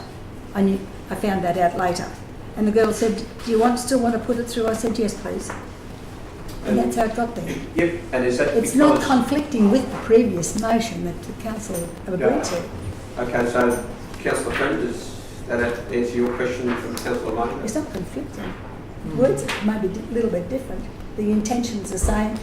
I guess ultimately we have a motion that's been submitted, which under our standing orders is certainly within the scope, and that motion has been put to the table. We've got a seconder, so it's now a live motion. So ultimately we deal with it as we would any other motion. I'll speak against, Mr Mayor. Peter? I'll speak against. Yep. Just to say that it's a superfluous motion, Mr Mayor. We've already made a decision pretty much on the same thing, and I just think we're just wasting Toad's time. Okay. Councillor Mather, potentially we could go through and debate for and against, or upon understanding that we have a very much a motion that's already captured basically what's been put by yourself here, which you've acknowledged now that you're aware of it. After you submitting it, it captures exactly what you've got there. Is the need for the motion to be debated and put to the table, or is the motion satisfied to be withdrawn on the basis we're already doing exactly that? The fact that it's been allowed, Mr Mayor, Yeah, it has been. I've spoken to it, I've moved it, there's a second, it's a live motion. Yep. If councillors want to vote against it, they'll be voting against the intentions of the original motion, because they both mean the same thing. Well, that'll put them in a bind. We've already got a position for the staff to follow, and they've already started that process. Well, let them vote against it, Mr Mayor. I'm only asking you as a councillor Mayor, did you want it still to proceed? Yes, or on the please. basis that we've already got a motion that says that? Yes. is there a need to double a up? motion that actually goes hand in hand with this one, Mr Chairman. Identical to the one. Well, probably the only actual difference, with the leave of the table, is that the first sentence is probably the point of difference. That due to the lack of appropriate and timely consultation, that's probably the observation as to why it's needed from Councillor Maynard, which is probably different than the one that we put forward earlier, which was primarily that we believe we need to continue on to explore options in case there is a solution that can be found. Especially when there have been 2 other options put to me in the meantime too, as well. Well, there could be many more options that come through That's between right. now and then. And let me say too, we're not wasting our time in dealing with this. We've just spent 10 minutes talking about it. And let me say this too, never in my time, and you can go through my history and find hundreds of notices of motion, hundreds over time. Not one of them were put there superfluous to anything that was going on. They all did a reason, and I was told to do that because it got it on the books, and because we mess around a lot talking about things, and I was told, put it in writing, put it as a notice of motion, and that's what they got every time. So I've never wasted any time doing a notice of motion. If people want to vote against it, that's their choice, Mr Mayor. Councillor Maynard purely asks whether you want the option or not. That's fine, you made it clear you don't. Okay, anyone further speaking for? We've had a speaker against Councillor Eastwood. Anyone further speaking for? Councillor Watson, no, anyone want to speak against? Yes, Mr Mayor. Look, I'm going to speak against this because I've already spoke for and it was a unanimous decision in the December's meeting that we all agreed that the decision to close this particular green waste facility should be deferred until consultation with Joscali and Keppel Sands took place to explore other options. What you've said, Mr Mayor, is absolutely quite correct. You've said that the officers are already working on this. Even though I'm going to be speaking against this today, I'm all for that further consultation, as was voted on in December, and we all agreed that that should be the way to go. So, as far as I'm aware, due to the lack of appropriate and timely consultation, well, we're already working on that consultation, and you've previously said this morning that we're going to be getting a calendar request to turn up to a consultation if we're able to, and that's what the officers are currently already working on. And Mr Mayor, I can certainly understand Councillor Mather has some further advice to pass on to officers in relation to options, because that was specifically the wording in the previous resolution, to explore other options, and I think that those options that Councillor Mather has discussed today can certainly be put forward. Because no option should be off the table. But I won't be voting for this today because we've already voted upon it, and in clear, concise language in December. Thank you, Councillor Friend. Anyone further speaking for the motion? Any further speakers against? Yeah, I'll just speak against Councillor Walpole. Mr Mayor. The only reason I'm speaking against it, I'm so for doing something for the Keppel Sands Joscali residents, and I've made my opinions loud and clear on that all the way through this process. But at the last meeting that we had at the end of late last year, not all the councillors could make it, they had other appointments on, and understandable for that. But at that last meeting, it was made clear that we were going to go back there and work with one of the Keppel Sands community groups, and that was made clear to the residents there. And so I just see that the resolution the notice of motion that's been put forward today doesn't align with that direction with the Keppel Sands residents that we're going to be working with the community group. Now, I don't know, I can't remember the name of that community group, but that was a clear direction, and so I just wanted it nice and clear for Keppel Sands residents that we're doing everything possible to try and keep it open to explore options, working with the Keppel Sands residents in coming up with a solution. And so that's why I'm going against this one, and continue to support our last resolution last year, December, with Councillor Friend pointing out those dates. Thank you. Any further Speak against. speakers against? But I'd just like to remind everyone at the table that we last year voted in the budget that this green waste pad was to be closed. We went to the first meeting and we didn't do anything, didn't talk about closing, which is why we had the meeting in the first place. And this has been going on for 12 months now, and we're still talking about it. We've had heaps of consultation. We've been out to I've taken Chris Hocking out to the Sand Hills Sports Group, and we've asked them to take on a position and see if they could help do something. They said no, and they even said, we think it should be closed. Only 2 days ago, someone was out there again dumping waste out there from Rockhampton. This is why it has to be closed. I don't want to remove anything from Keppel Sands either, but this is a situation where there is no alternative and it has to be done. I just can't believe we keep pussyfooting around constantly when we made a decision last year in the budget and we've done nothing about it. That's all I'm going to say. Thank you, Councillor Watson. In speaking against this, it's because this table democratically decided that they want to explore further options, which good Councillor Mather is actually identifying in here as well. There's clearly an appetite from Councillor Mather, despite previously voting in the budget to not continue that service. Like the balance of us, the majority, also Councillor Mather agrees that we should go back out there and look for other options. Mr Mayor, may I ask why we voted to close it in the budget and then we backed Point of order, Councillor Watson. It's out of order to interrupt the chair when he's speaking like that. And I've made clear that it won't be the second time or the third time that councils change their mind on a position that they may have had some months ago. That is not uncommon. Whilst it might be frustrating to some people, that's the way democracies work. A decision was decided very clearly at the end of last year for us to go back and explore other options. If that proves to be fruitless, I've already made it clear that the site there in its current format needs to close. Unmanned sites are problematic. That is what we see over and over again. Is there a solution there that we haven't yet unearthed? Maybe there is, maybe there's not. But in not supporting this, it's not because I don't support Councillor Mather's desire to undertake that exercise, because we've already made it clear that that's what this table is going to do.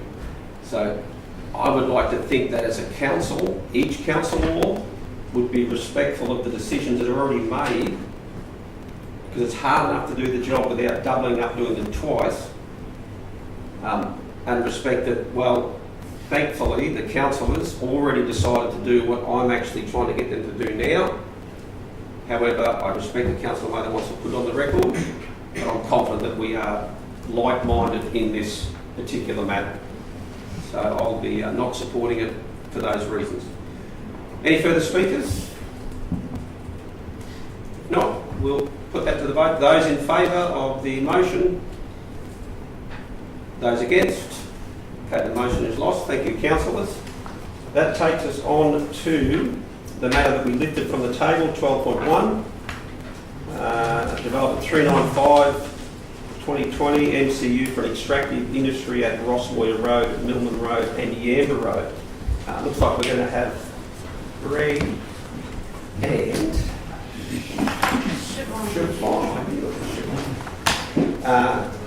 over to you guys if you'd like to share. Good morning, Councillors, Mayor, Councillors and CEO. I'd just like to introduce someone Goodhue, who's our Coordinator for Development Accessible. She's been with us for a month and a half now, something like that. And we'll continue until June next year at this stage. So, in relation to this particular application, it was laid on the table, as you're aware, at the December meetings or December sessions, as a result of the concerns that were raised, and there was subsequently a site visit undertaken by Councillor Watson in Siobhan in it was just before Christmas really. And at that site inspection, they went out to have a look at the site, and it just so happens that the owner of the property was there, and they were able to engage in some dialogue, and presumably any concerns. Happy to take any questions. Thank you. Thank you, Greg and Siobhan. Yes. Any questions, Just a councillors? question. Greg, what's the lady's name, please? Siobhan. Siobhan. Hello, Siobhan. Through the chair, Mr. Mayor. Yes, Question. Councillor Freeman. So this was laid on the table in relation to further information in relation to ghost bats and also noise pollution. So I believe that there was an update. So I understand that Councillor Watson went out with yes, Siobhan, and so could you let us know what that update was, please? I'll hand over to Siobhan for that one. Thank you.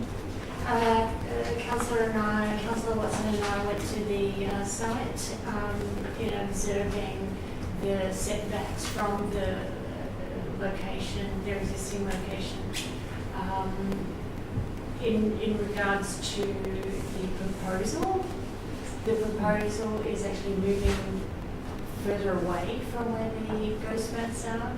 In the past, mining activities in relation to the population of ghost bats came really quite close, probably within 50, 100 metres, Councillor Watson. And during that time, they were not impacted. But now the site is restricted from the public due to the mining activities, so there's fencing in place so the general public cannot get into that area. So the mining activities are actually protecting the bats a bit further. With noise, the rail corridor proposes a bigger noise impact on the bats than the actual blasting.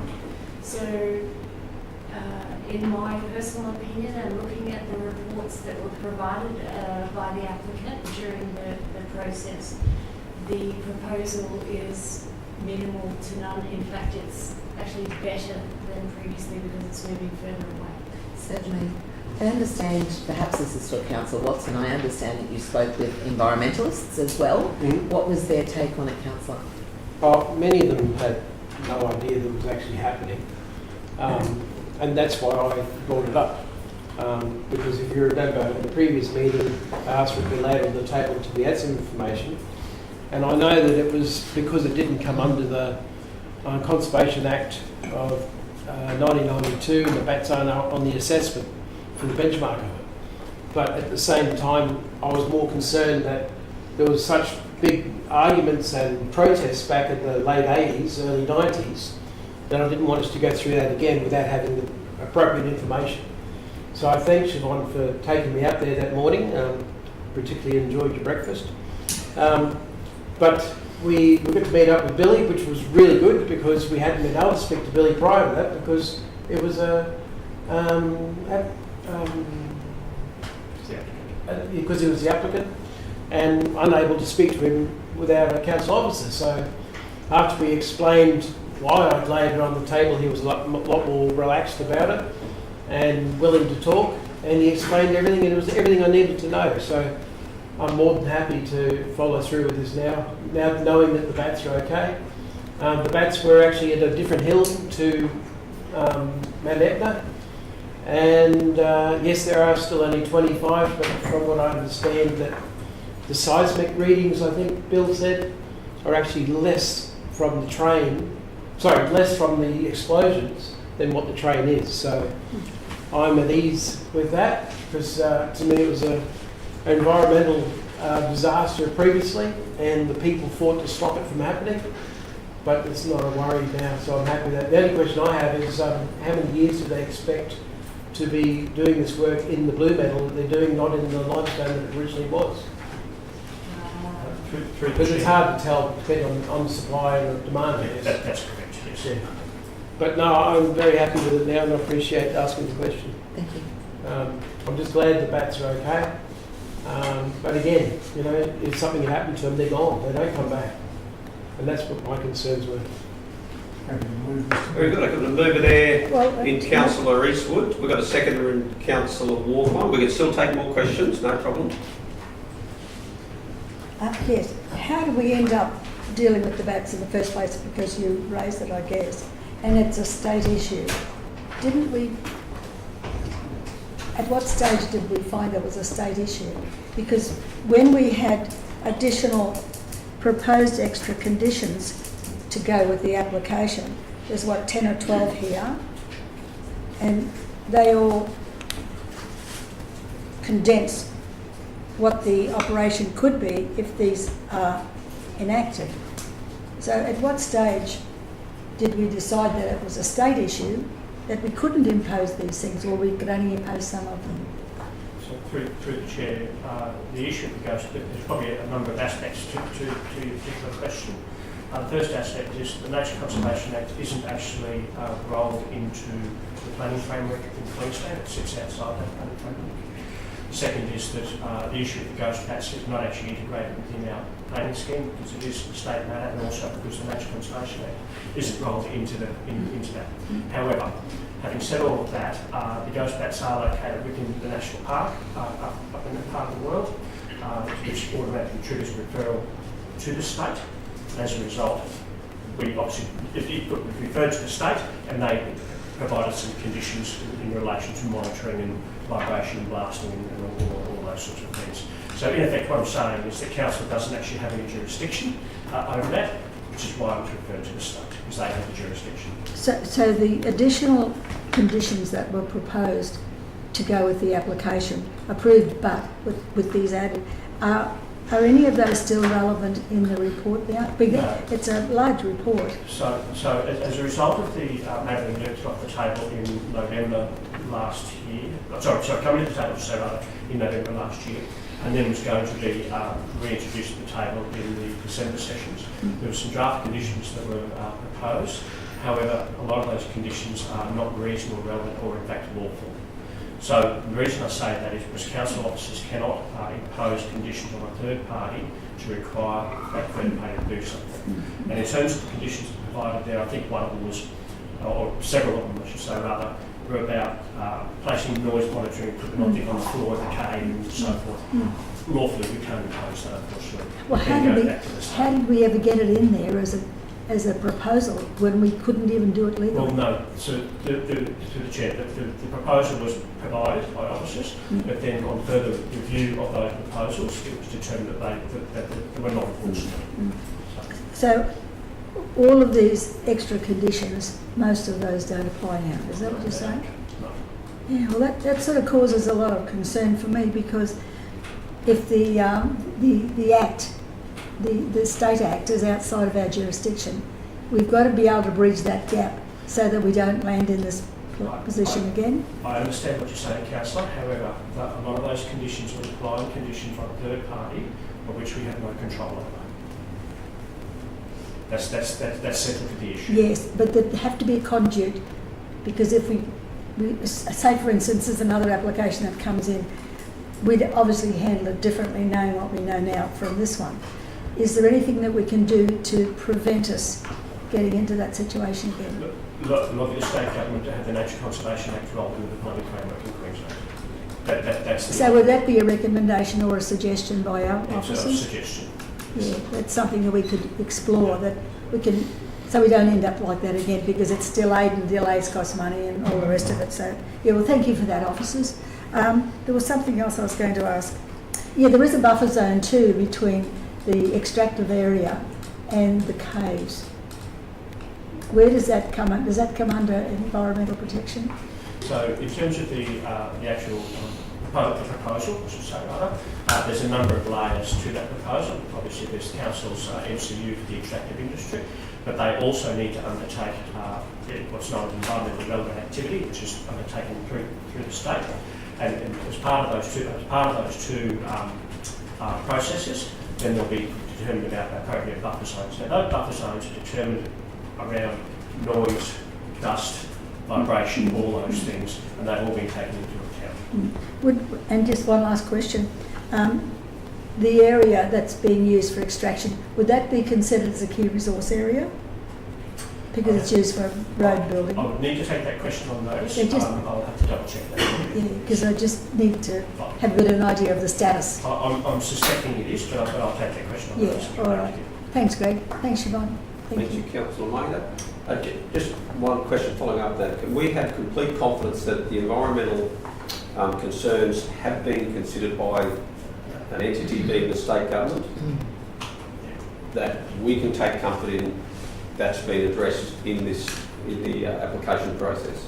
Through the chair, I think you'll find that officers are probably just as passionate as councillors are in ensuring that the ghost bats are protected. They are an iconic species, and there's very few roosts or areas within Queensland where they still exist, sadly.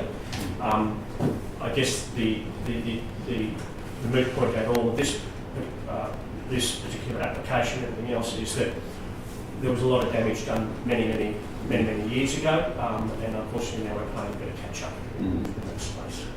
Yep, and it'd be fair to say that the applicant themselves are very, very conscious of environmental sensitivities as well, and that's why they go through a very extensive application process. It does have oversight of the state government, and we are here now to consider it.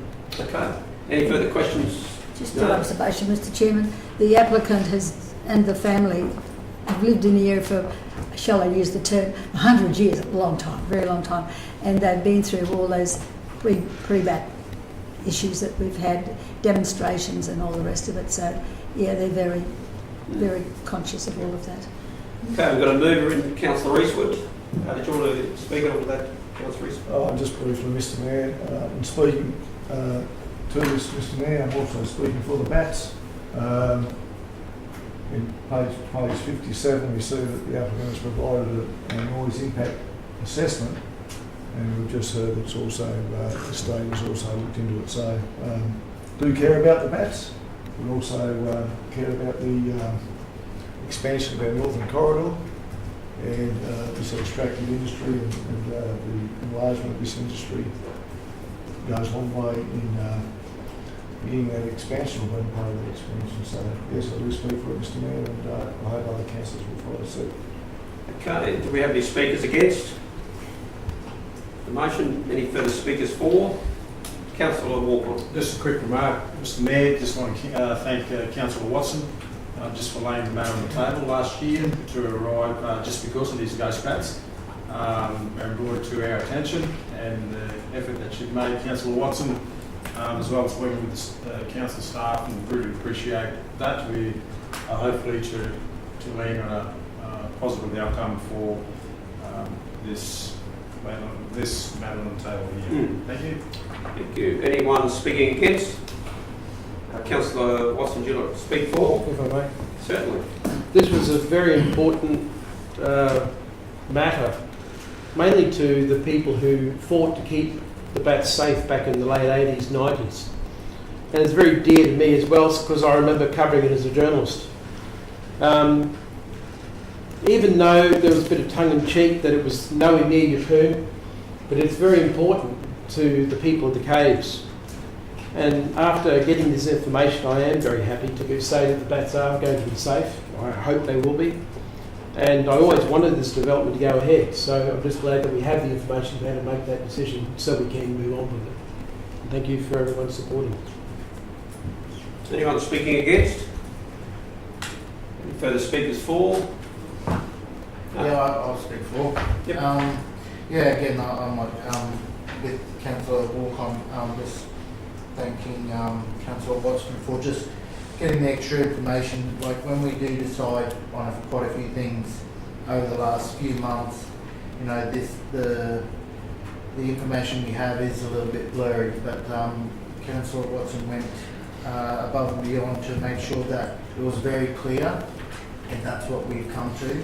And I think moving forward that everything has been ticked off, and I think it's a good decision for Councillor Watson bringing the extra information forward.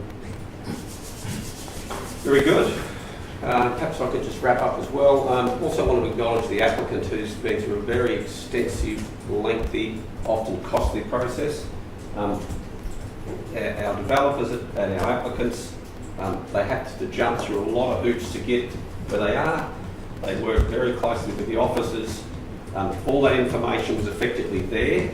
Just to be mindful that even within our own decision making, it's so important on us, and the responsibility on us, whenever we lay something on the table, it does create uncertainty, it does create confidence can be impacted as well. So we do it we do it rarely, but it's important to do it if you think it's the right thing to do.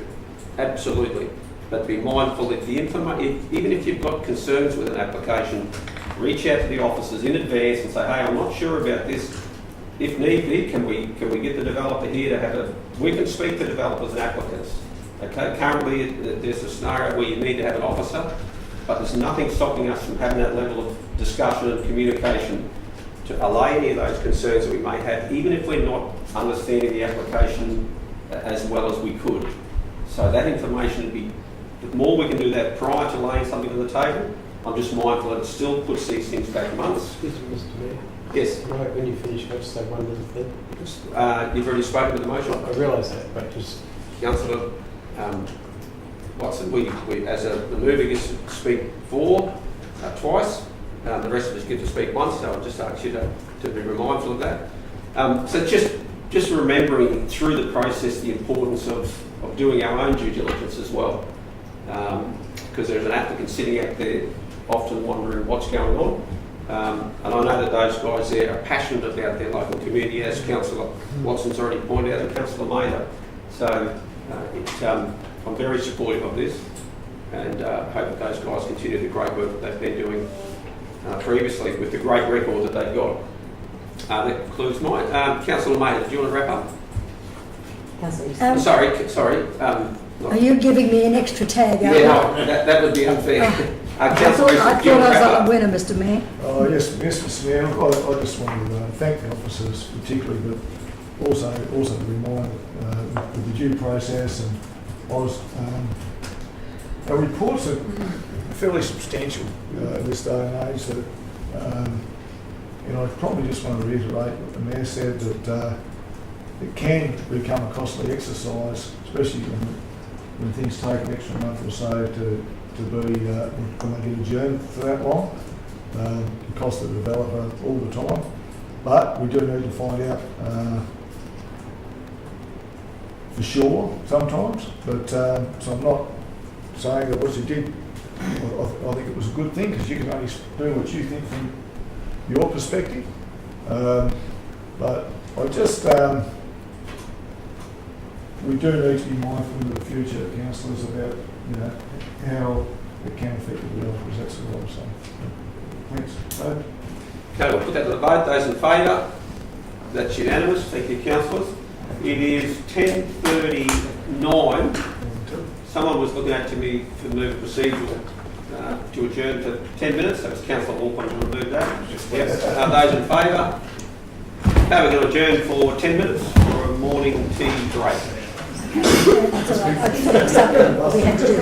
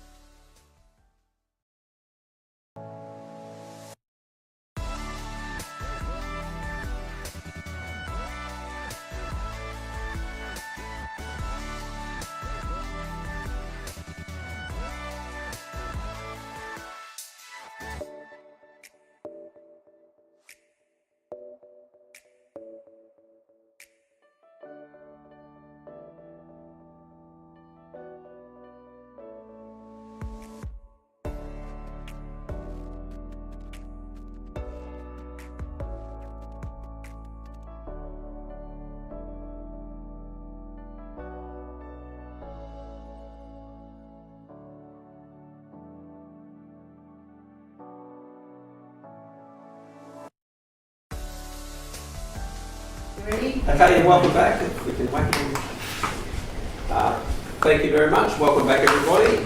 Could we have a procedural movement to resume the meeting? Just move Councillor Eastwood. All in favour? Thank you very much.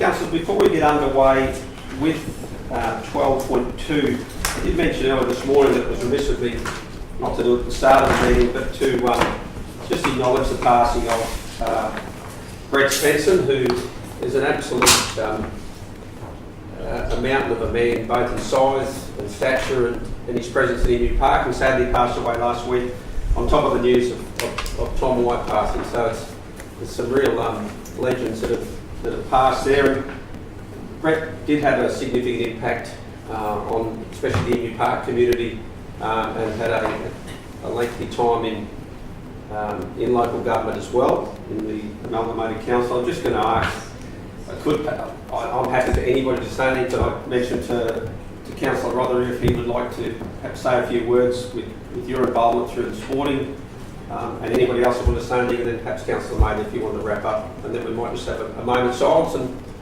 carry on. So to you, Councillor Rothery. Yeah, thank you. Yeah, he was definitely a mountain of a man, but a good man, and he when I first met him a few years ago, 4 or 5 years ago, and sadly he's taken too soon, but he always talked rugby league, he always was passionate about the Emu Parkies, and he was even more passionate about Emu Park in general.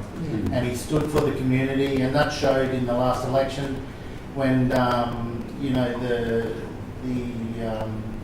the turnout he got in that area. But even through every campaign, he was so he spoke to everyone, treated everyone the same, just like the giggle. I remember him showing up with his,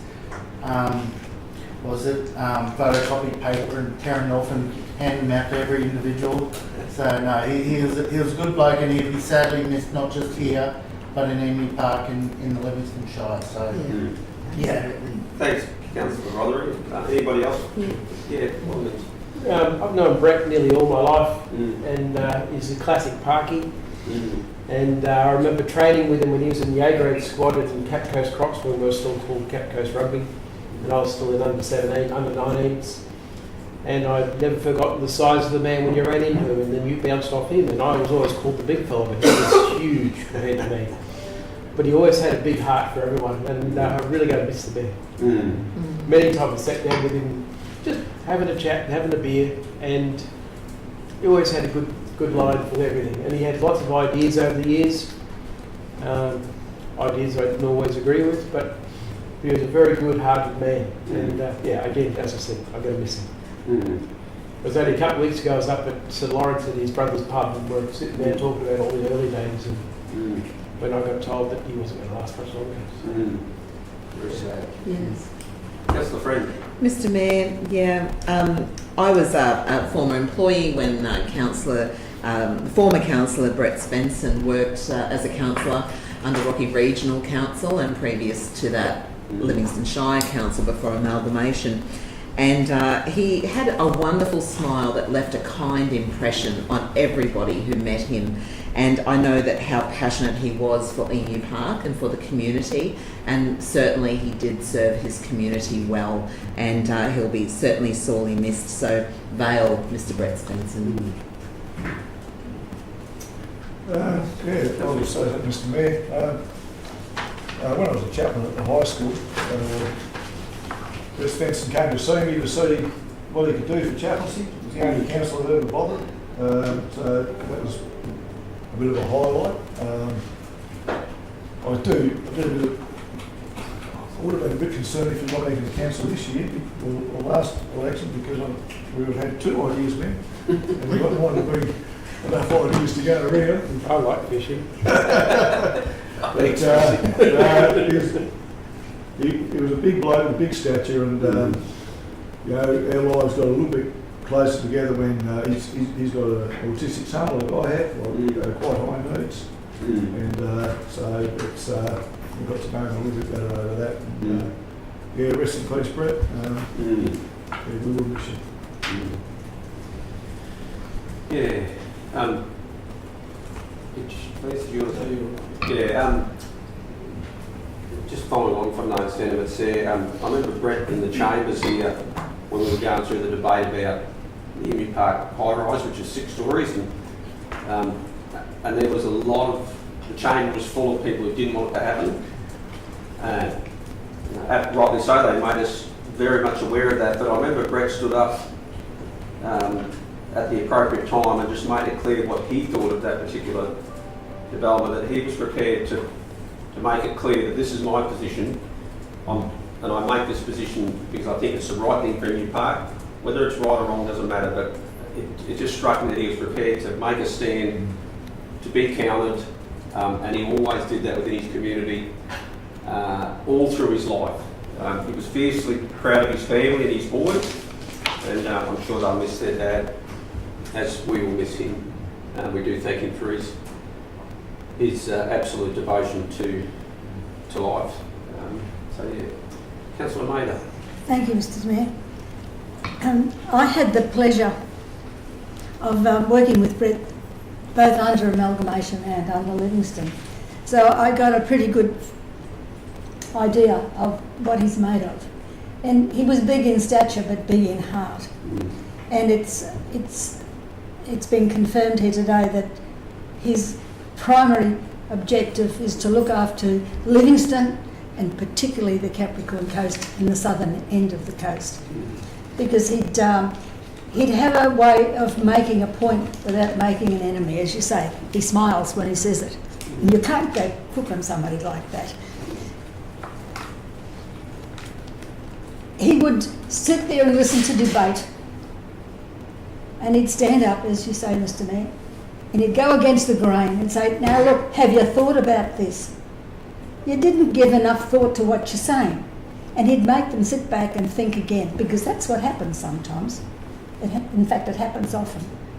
But he was a good man with a big heart who only wanted the best for us as a shire. Even though we were amalgamated, it still gravitated to that southern end.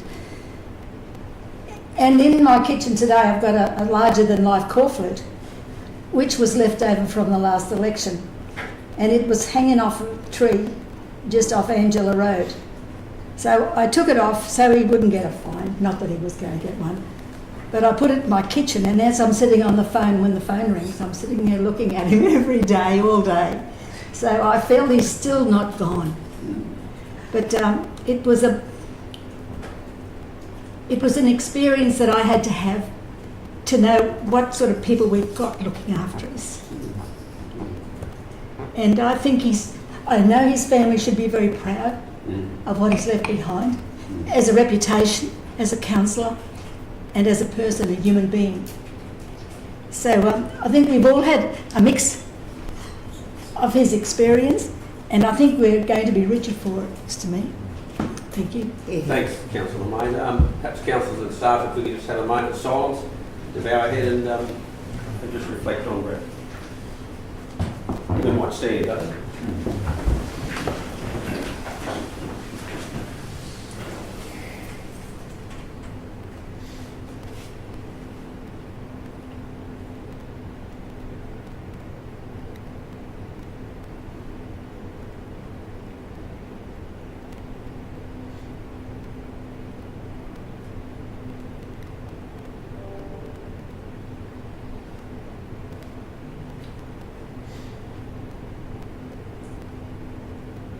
Thank you very much.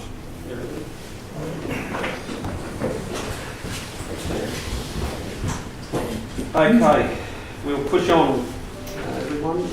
We'll move on to 12.2, which is the amendment to the community plan for 2030. I believe this is a minor change.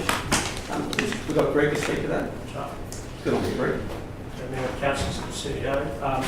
As Mayor rightly pointed out, just a minor amendment to the community plan for 2030. The community plan was adopted in December of late last year, and after adoption it was realised that there had been a slight administrative error in omitting one major project out of the community plan. That project is known as the East West Connector. As a result of that community plan being adopted at the table by a resolution, the only way to amend the community plan is via another resolution. Can I take any questions? No questions? Does someone like to move that? Just a clarification here. Under the word commentary, third dot point down, requires corporate plan, community plan 2, adopt before budget. And, is that and operational plan, or does that mean to be an and? Yeah. An operational plan. Is that a typo? Just a typo? Oh, that's No, what I'm saying is, before you adopt the budget and the operational plan, you update And? the community plan. adopt before budget. It just didn't ring, that's all. Adopt before budget and an operational plan. That's how I read it. Probably should have the.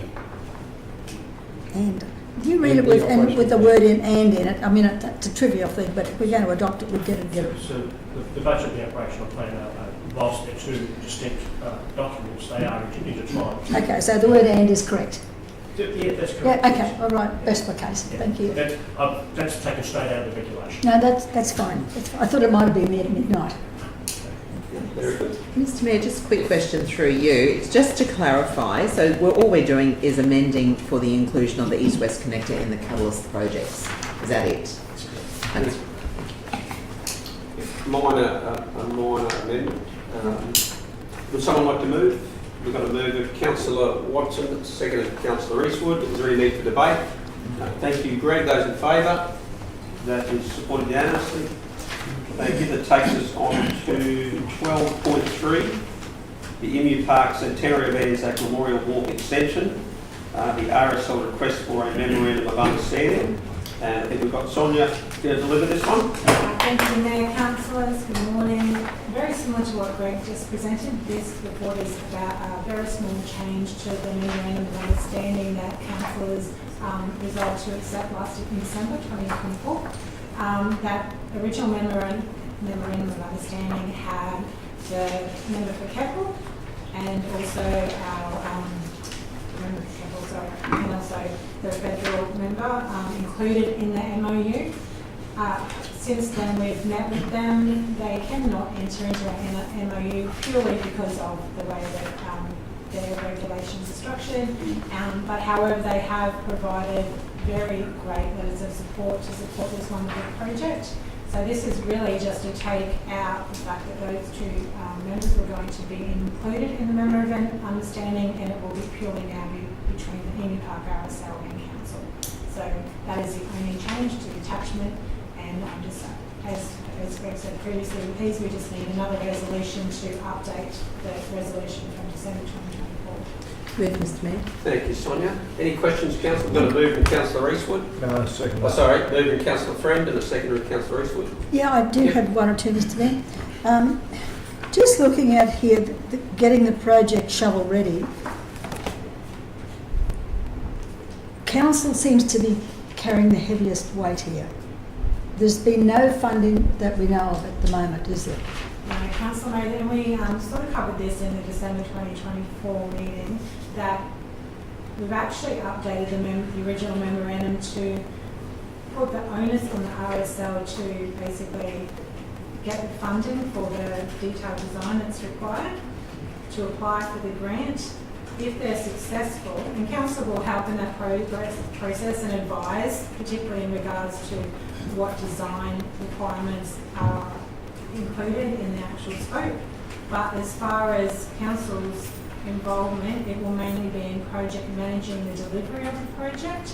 If we get the funding, which is over $2 million, if RSL gets the funding for the project, and those project management costs have to be included in the actual funding. So yes, there will be costs to Council if it's successful, if they get the funding.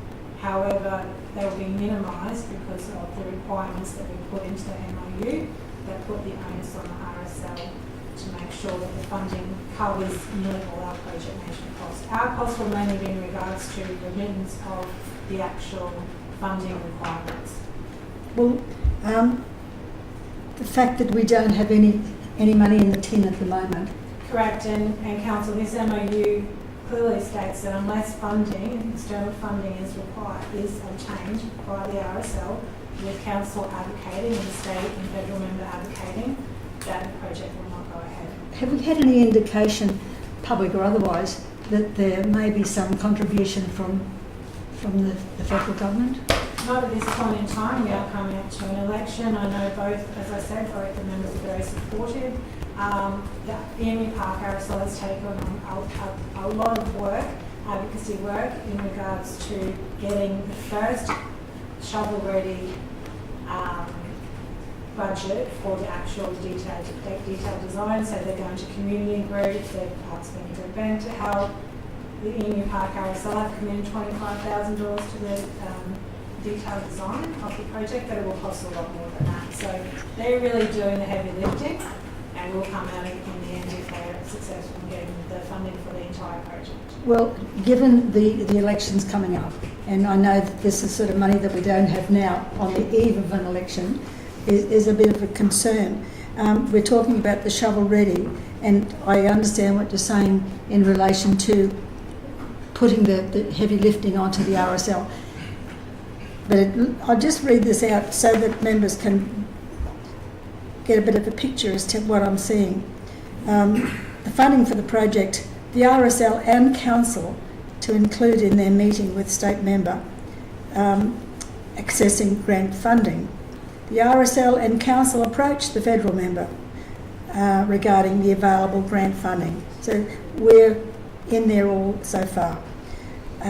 Third dot point, when funding programs become available, the RSL to engage a professional grant writer to complete the grant submission. Council to review the submission. So Council's overseeing all of these things. The grant submission must be sufficient to cover all project management costs. In partnership with the RSL, Council to submit grant funding submissions. Once funding secured, Council to call tenders for and administer the project's completion.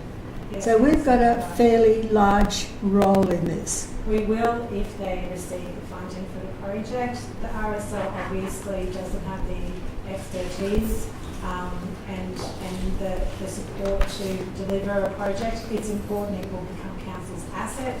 We have to ensure that our project managers are delivering the project if they receive the funding. But as I said before, the MOU clearly states that those project management costs must be covered by the funding.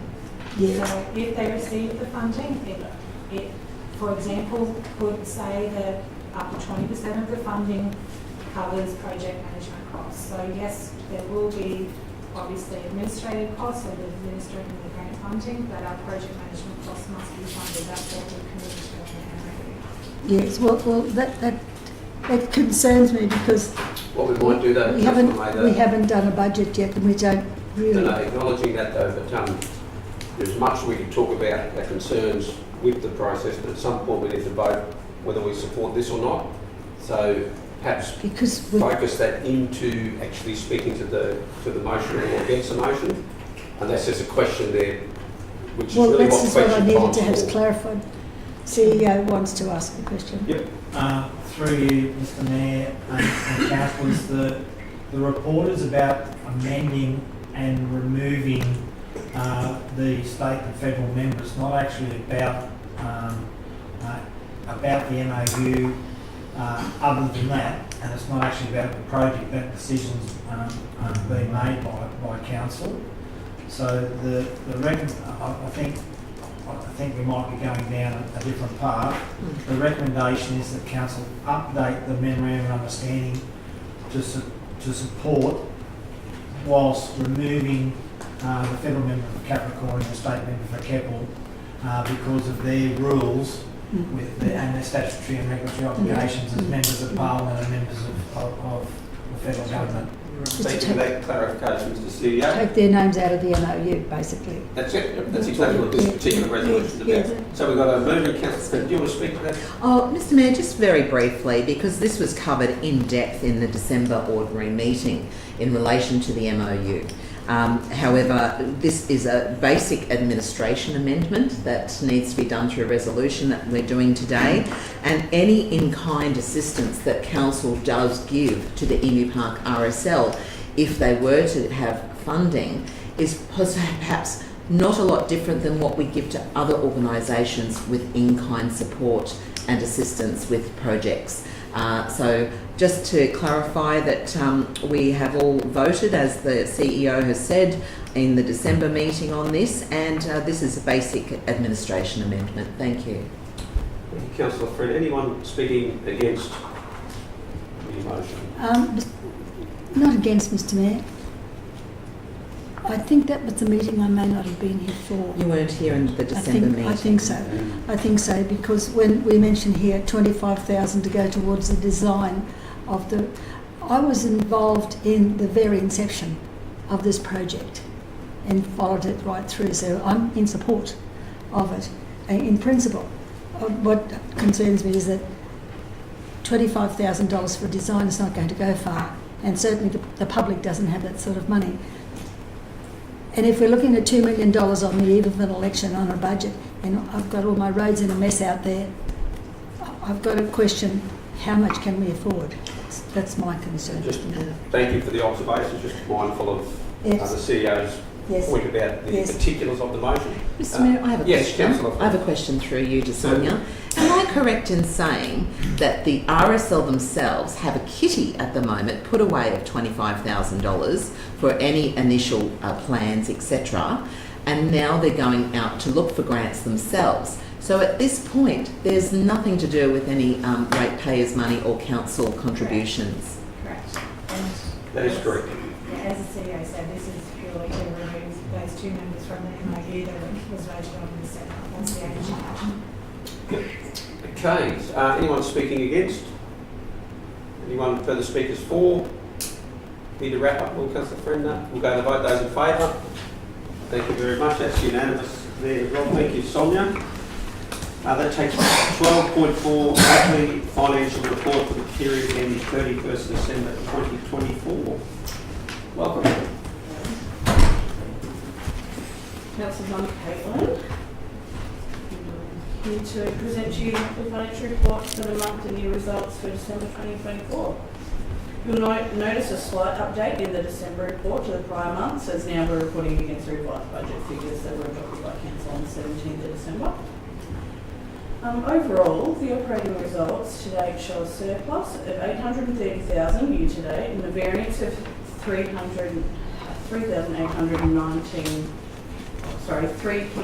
million to budget, and it's mostly attributed to the operating expenditure tracking behind expectations.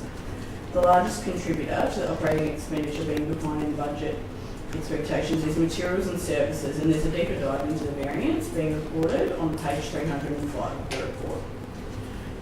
Council has a healthy cash balance of $132.9 million, which is a decrease of about $10.8 million in the month of December. This is consistent with the timing of the rating cycle and the timing of payments being made to suppliers in December.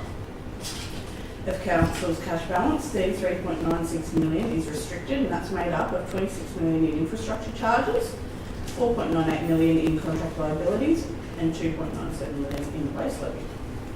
Total borrowings are sitting at around $45.5 million at the end of December, with our most recent debt service repayment occurring in December, as well as interest and administration charges being accrued in the month. The current capital expenditure is sitting around $12.6 million, with an additional $37.7 million in capital committals, most of which, and approximately $25 million of that, will carry through into the following financial years as they're for multi-year projects. Rates and charges outstanding have slightly decreased on the previous month, and this is in line with expectations and no new ratings occurring during the month. Overall, 47% of our overdue balances are with collection agencies. As at the 31st of December, 11 of the 14 properties that were in arrears in the 17th of September Council resolution still remain in arrears and are set to go to auction. And for procurement, Council has continued to procure a similar value of goods and services for business located in the Shire, with this still sitting slightly under what we spent on the rest of the Central Queensland area, and that's just 4% below that. Contracts and tenders team have been busy. They've had 4 contracts evaluated and 5 contracts awarded at month end. I'm happy to take any questions from you in regards to the report. Questions, Mr. Thank you, Caitlin. Councillors, any questions? Yes, Councillor. In relation to, thank you, 311, page 311, and in arrears, rates in arrears, are you looking at the last 4 to 5 years or going back to third year? Because the third and This is for rates in arrears. You're looking at $300,000 for years 4 and 5. So are you going back to year 3? Like 3 years outstanding? 311.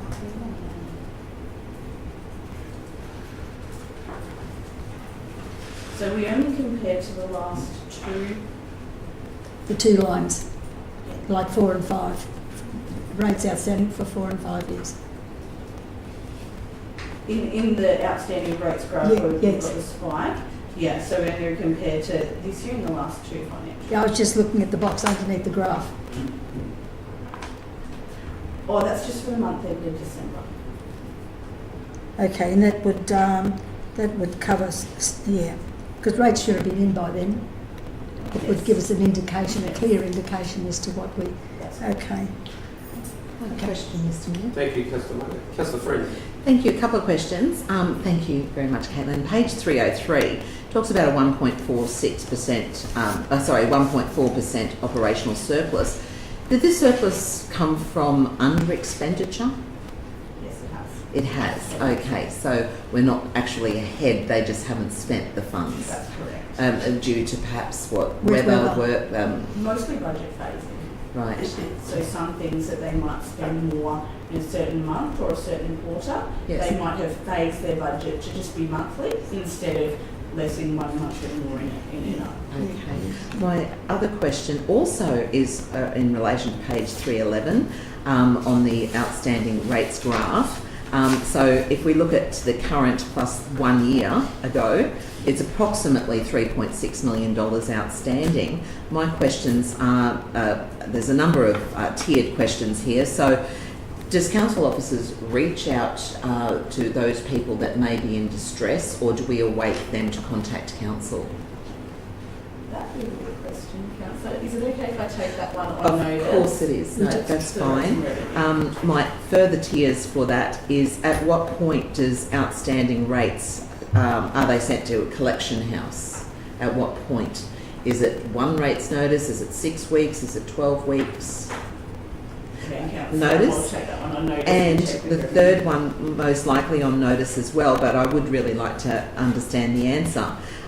If we were to consider raising the dollar value of the outstanding rates from, say, I'm just throwing it out there, $2,000, $2K to $5,000 before collection house was involved, would this require an amendment to the revenue statement? I'll also take that one on notice. Thank you so much. Thank you. Mr. CEO. Through Mr. Mayor, any change of that significance need to be looked at a macro level as well as just that, because it may have anything to do with incoming finances, may have ramifications with phasing, with the amount of money invested, with interest rates, for example, and other things. So I understand that Caitlin's taken on notice, but it may result in a more deeper dive than just that. All right. Thank you, Mr. CEO. No further questions, any councillors?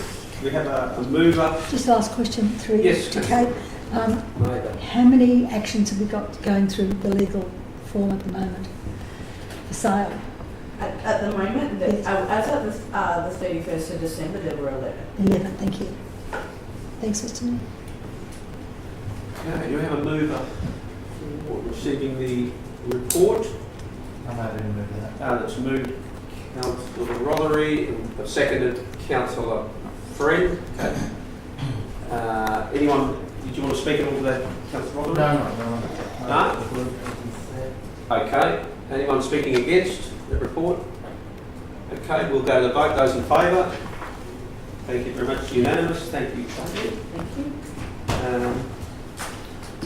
So that's 12.4. We have 12.5, the Audit, Risk and Improvement Committee meeting of the 2nd of December 2024.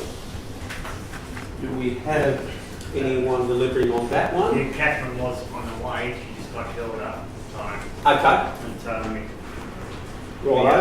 Yes. That one and we can come back to it. We can maybe we'll just proceed to move the next item of business. So move there. Councillor Mather, all those in favour? What is the next item, Mr Mayor? The next item of business is 12.6. International advocacy. The International Advocacy, Iwasaki Sanyo, Japan, and Group China meeting. Yes, got it. Who's there? Is this, Mr CEO, are you going to speak to this at all? I'm happy to move it, Mr Mayor. Okay, we've got to move. Second, Mr Mayor. Yeah, I'm just looking for the page, Mr Mayor. Yep. I'm just scrolling and scrolling. Yeah. Bear with me.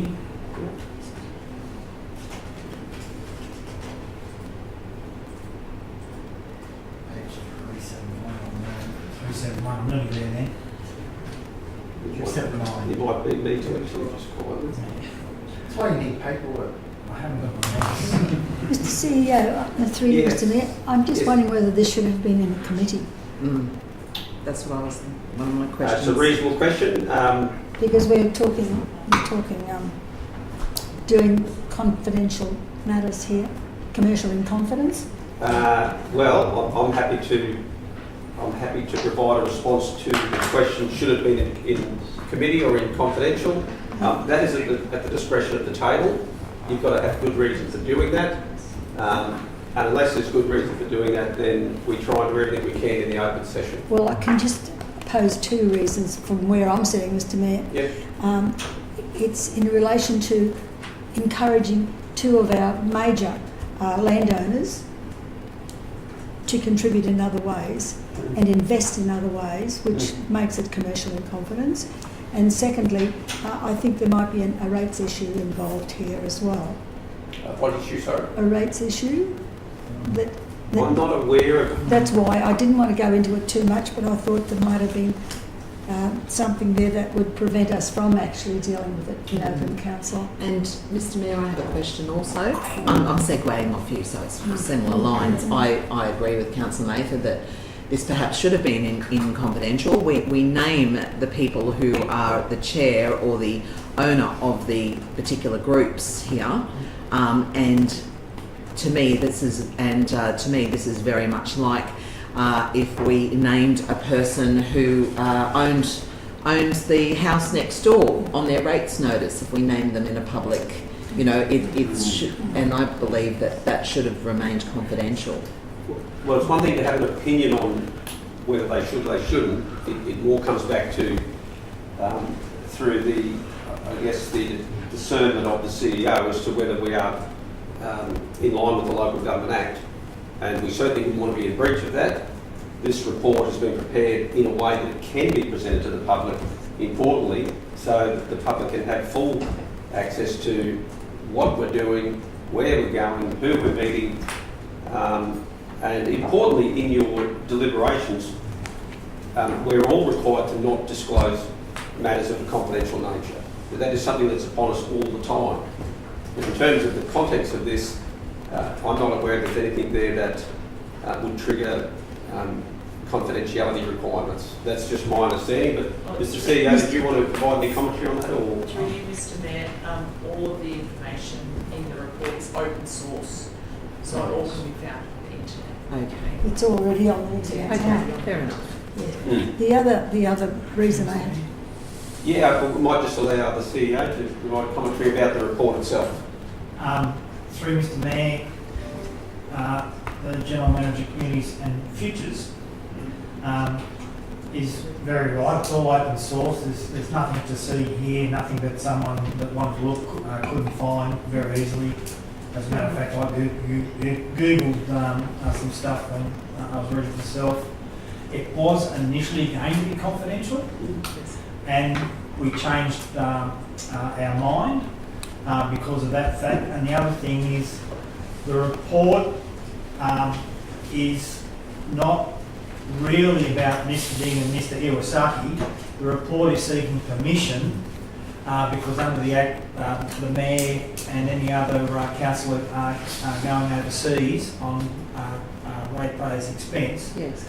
Needs permission off the board, meaning the councillors, to actually attend. Yes. Of course. So that's the imprimatur for the report, and as the General Manager of Communities and Futures says, it's all open source. So the meaning of the report is to find out of the rest of the board whether they're in agreement with the mayor attending an overseas trip, and that's significant under the Act. Yeah. I have some questions. Okay, questions? Yeah, I have some questions, Yes, Mr. Mayor. First and foremost, I'm for this. I've just seconded it. I'm for it. I think that it's a wonderful idea. But in saying that, my questions are that the officer recommendation is that the mayor and an officer in a delegation travel to Japan and China, as detailed in this report. Are we going to be proposing today the actual officer and put that into the resolution so that, because I believe that it should be someone who's had understanding of the history of what's gone on, who has dealt with these people, and I'm proposing the manager of economic development travel with you. Thank you. Did you want to answer that, Terry? Yes, I do. Yep, or Mr. CEO? Through Mr. Mayor, very good question, Councillor, and no, the officer is not myself. If I attend Japan, I'll be on recreation, hopefully, pursuits. Our coordinator of communication actually lived in Japan for 2 years and is familiar with Japanese culture. And since Sky's primary job is around communication, we couldn't see a better officer or a better fit to attend the mayor and to Japan, because it basically kills two birds with one stone. A cultural fit and cultural information back to the mayor, and also post-trip, the normal communications and things that would have to be forthcoming, and even after that, assisting other officers with any correspondence to and from, having had the coordinator communication at the meetings and understanding the imprimatur behind what was being said. Sure. Thank you, Mr. CEO. That's great. That poses my other question. The coordinator for communications, would they be meeting with the manager of economic development to discuss a strategy moving forward for this trip? May I ask the coordinator of communications and all things? Thank you, and good morning, everybody. Yes, Sonia and I have been in quite a lot of discussion alongside with Katrina as well in terms of building what this advocacy document would look like and the approach that we need to take. So we've already begun to set up those key messages and what that presentation would actually look like. So we are definitely. Okay, so also, has council, I was going to ask another question about the costings, but then I saw that the flights are about $2,055 return. Is that return, is that to both Japan and China? It seems awfully cheap to me, with accommodation being $970. Is that to both Japan and China? The costings just didn't add up to me for 5 nights. Sounds so cheap, doesn't it? Yeah, bunk beds. What's that? Bunk beds. Bunk beds. Head to toe. Through Mr. Mayor, I'm unsure. You'd assume that it would be the total quantum, but we could check that and come back to council if we wanted to defer this and go back to the other report now that we've got staff here and just double check. Through you, Mr. Mayor, it's up to you. I would like, as I said, I'm for this. You're gone, you're there. But I just wanted to understand the costings because it was in the report and I thought that they were very cheap because, if they're that cheap, I'm taking my husband there. But also too, a couple more questions before we tend to lay this on the table until later. Is the member for Keppel, will they be travelling also, state member? I'm not in a position to comment on the activities of other parliamentarians. No. Ultimately. I just wondered. So at this point, we have the report here before us in terms of councils. The function of council is to decide on what this is proposing to do. Yeah. Alrighdy, thank you so much. I'm fine. I just wanted to know the costs. That's sure. all. No, absolutely. Mr. Mayor, I'm constantly advocating with the state member, federal member, with as many people as we can to try and put together the most effective strategy we can, and whatever that looks like, will be it'll be a continuum of advocacies. So I guess watch this space, I suppose, is probably the most that I can say at this point in time. Certainly. Mr Mayor, I believe that the costings have been done and it was at that price, according to Mr CEO, so I'm happy to vote. It needs to be done. Yep. So it's not a matter of if or when or argy-bargy about price, it needs to be done. Our community is actually screaming out for something to happen, and this is the only way to do it. So it's up to you, Mr Mayor. We've got a mover there, we've got a seconder. Is there any further questions? It just would be nice to know what the plan was, because this is the first I've seen it. Yeah, well, I'm happy to speak to the motion. I mean, if we're going to send 2 people overseas, I mean, for a good purpose, Yep.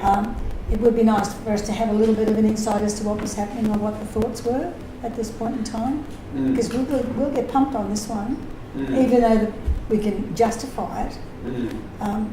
Yeah. We just can't bounce things off like that.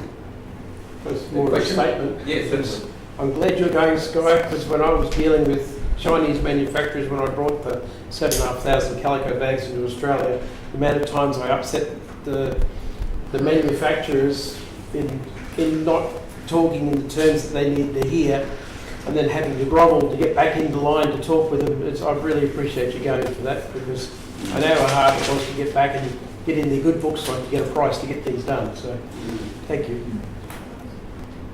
Yeah, question, Can I just ask a question, Mr Mayor?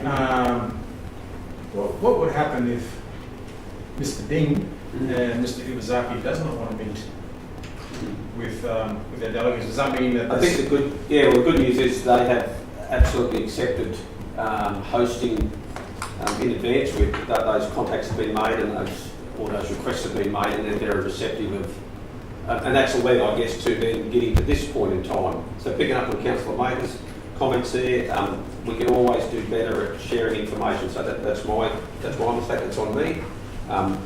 There'd been I guess an observation that there's not a free-flowing conduit between Council and Iwasaki's other than beyond when we meet with the local guys here at the ground. That's fairly limited to what we can actually achieve potentially. So the desire was to go over there and put something in front of them, discussions about what's the plans for their future of their land holdings, their resort.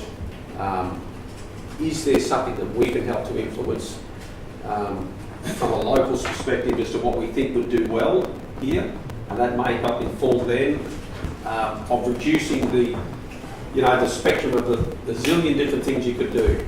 Well, what about if we just focused on this one? Because this is the one that we think could work well for our community. That might help them to go, you know what, that's a winner, let's do that. Who knows? So that's the intention of that. We've also got the Farm Beach Master Plan that we're trying desperately to get better access with Farm Beach up there to try and help alleviate that conflict there. And at the other end of the coast, we have similar scenarios where we've got an overseas landholder who we don't have a lot of traction with because there is not a lot of rapport, relationship. There's been no response for some time. And the good news is both of those entities have actually responded very quickly and said, yeah, we would like to meet and let's open up those lines of communication. Just a question, Mr Mayor.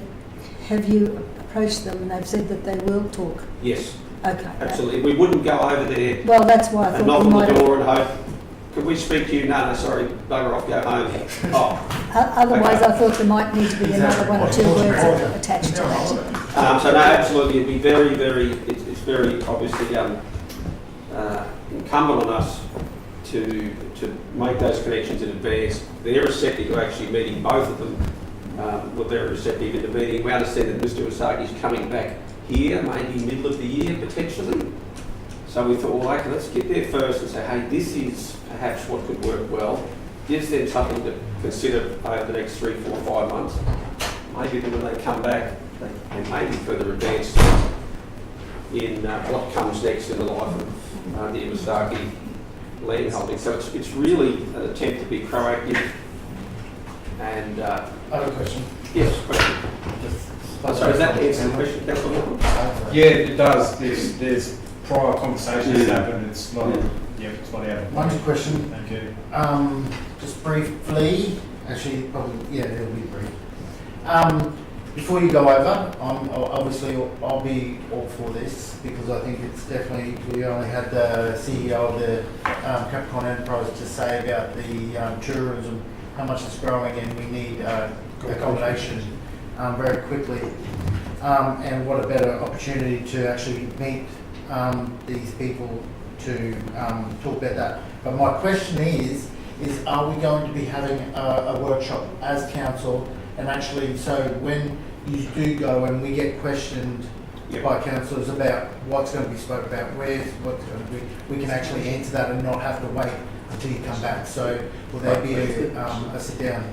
Great questions. And Katrina over here, the General Manager, is nodding very fervently. Yeah, we could potentially present to you the presentation that we're putting together through with Sonia and Sky. Yeah, that's so we great. can give you an idea of what they're actually going to be.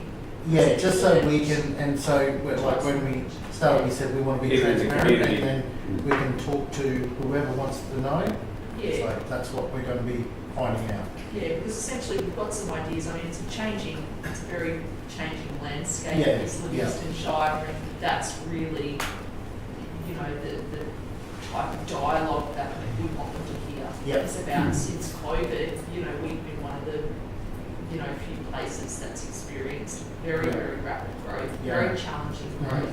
And if you show them that growth Yes. and show them how much we need, that should hopefully encourage them to go, well, let's invest. Yep. Yeah, that's right. They have an opportunity to really help us through this next phase of development. And you will let us know, obviously, once you're prepared, then we'll... Yeah, perfect. Thank you. No, that's it. And Mr Mayor, my question would be, just to make it clear and concise, that council resolves to support the Mayor and the Coordinator for Communications in a delegation to Japan rather than an officer. Sure. What do you think, Mr? I have no problem with that. The only thing will be if the officer does get sick and somebody else has to go, we'll have to amend the resolution. That's the only, I guess, nuance with actually if you leave it more generalised, it gives that scope. If something untoward does happen, that's all. Excuse me, through the chair, council friend, the officer that is mentioned in the engagement and stakeholder component of the report, so that's okay. Excellent. Okay. Any further questions? No? So we've got to move to Councillor Eastwood. Well, I can Councillor Friend, suggest did you want to Mr. speak to all that, Councillor Eastwood? Or? Yes, Mr Mayor, I would like to speak. This is something the Mayor and I have spoken about for some time, and I believe other councillors have even suggested it. It's really important. We've hit a bit of a stalemate. We're in a growing economy, and we certainly need to have some direction of what's happening both down at Zilzi and up at the Iwasaki Resort. I suggest we maybe change the Mayor or Deputy Mayor in case the Mayor got sick, but no, that's all good. I would have loved to have gone, but I know somebody has to stay and hold fort, so I'm happy to do that. But look, this is a great opportunity, and I think that all councillors need to be behind this, and we do look forward to some very positive outcomes. Mr Mayor, can I make one suggestion? Please don't wear purple shoes. Or ones with flowers. Thank you for that advice. Anyone speaking against the motion? Any further speakers for? Councillor Friend? Yeah, thank you, Mr Mayor. Just to segue off what Councillor Eastwood has said, this is really for the community. There is no other way that we're going to move forward with both of these resorts and their owners without actually travelling to where they are and making a commitment to be dedicated to working with them. We can liaise with their representatives, and we have done throughout the years, and the representatives have been fantastic.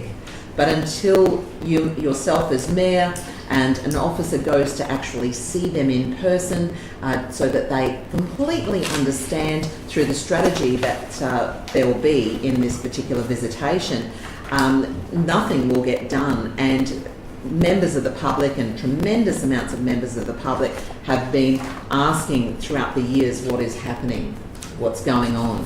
Councillor Rothery is right in relation to we need further accommodation, and so this trip is of the utmost importance, and certainly this is the only way that we as a council can move forward with the owners of these particular organisations. So as long as the general public understand that, you know, we have to spend some money to go and see the people, otherwise nothing. We have no chance whatsoever of moving forward with it. So I'm fully in support of this. Thank you. Thank you, Councillor Friend. Any further speakers either for or against? Yes, Councillor. Just simply for the amount of money it's going to cost for you to go over. It's a huge win either way. You know, it's time we do something, as Councillor Rothery said. And when I was on the Capricorn Enterprise Board, it was always about lack of accommodation. And if we can just get something there happening, that's what needs to happen. So it's timely. Thank you, Councillor Watson. I'll say something for as well. Yep. I'll just for the people watching or the people who ask questions, like I believe this one trip, and it will be done properly. I have put utmost confidence in our officers and people in charge of the presentation I'll put forward.